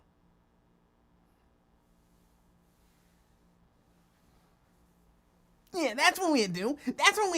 When you block them, you just tell me who you block, and then I say I blocked them. But if anybody asks, then, I just say, you can't block nobody. Yeah. I know how the whole game gets played. I'm hip to it. I know how the game goes. But I'm not asking for anybody or anything to happen to anybody or people access to be or none of that kind of stuff. All I'm saying is, I shouldn't be blocked. Just do the right thing. Just do the right thing.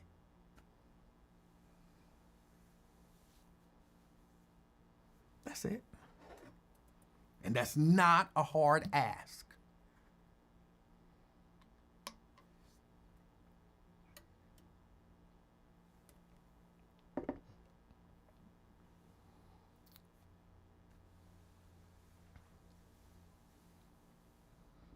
It don't call for nobody to swallow no pride or nothing. Just somebody goes in. Y'all know how to block people. Somebody goes in and unblock. Problem solved. Corporate don't have to be called. People don't have to question questionable actions by people and questionable words by people and questionable drinks by people and all of that kind of stuff. It just all goes away.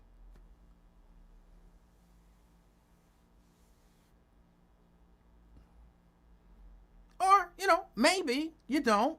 And then nothing goes away because, maybe corporate says, look, I don't know what you thought we was, but we might have had standards back when you was here, but we got rid of them when you left. We don't have them anymore. We don't care how we're represented in the online space. We don't care what's being promoted, how it's being promoted. We don't care about none of that stuff. We don't care nothing about nothing. And then I'll be like, wow, I'm shocked. I thought as a publicly traded corporation that y'all would care something about the way that y'all are being represented in the digital social media space. But you guys have turned over a new leaf.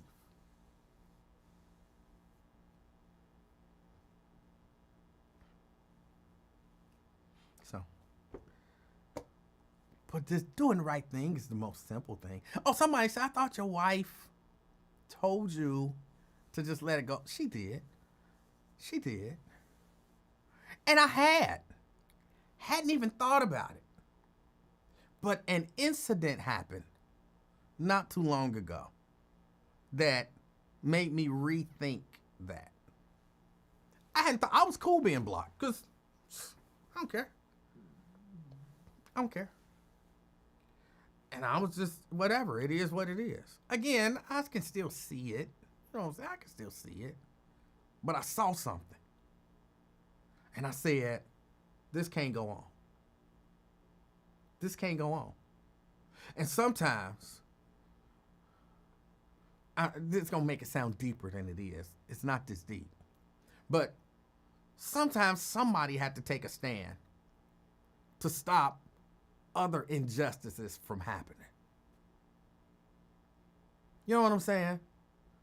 Like, you know, oh, I got a ticket for going, you know, whatever, getting caught by that speed camera. It ain't that big of a deal. I just paid the ticket and I won't go by that speed camera no more. It ain't that big of a deal. I know it's a speed camera right there. I know they ticketing people for going, the speed limit is 25 and you'll get a ticket for going 26. They got me. Ain't that big of a deal. I just won't go back down that street. And you just let it go. And then you notice, wait, they doing that to a whole lot of people. I don't know that I like that. They shouldn't be doing that to a whole lot of people. Now let's get that speed camera taken down because they're misusing it. They're misusing it. I didn't mind getting the ticket and paying the ticket. But now that I see that it's just being abused because nobody's challenging it, now I have to challenge it. I'm still not planning on going down that street. I don't have to go down that street. But that camera got to go because they're misusing it. And if I don't say nothing, nobody will say anything, and it'll just continue to be misused. I saw something. And it made me say, I could be blocked and whatever. But somebody's misusing something.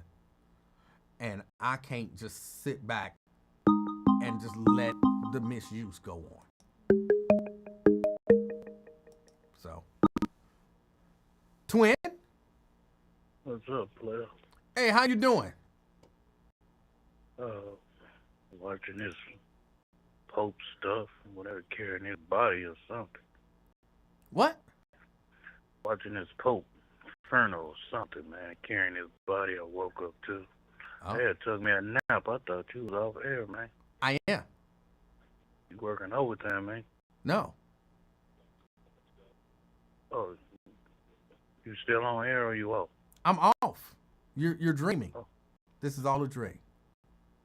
Oh, my bad, Dan. I didn't mean to disturb. Yeah, you still sleep. All right, Dan. You on tomorrow? Yes. All right, then, player. All right.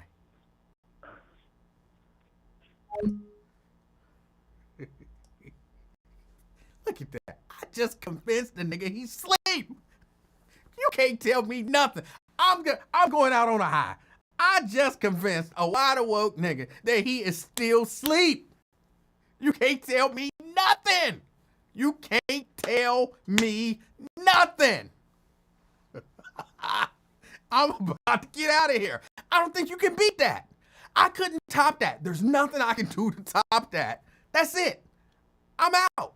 Y'all go about y'all day. Enjoy the rest of y'all day. Be the reason that somebody smiles today. Until next time, I'm out. Peace.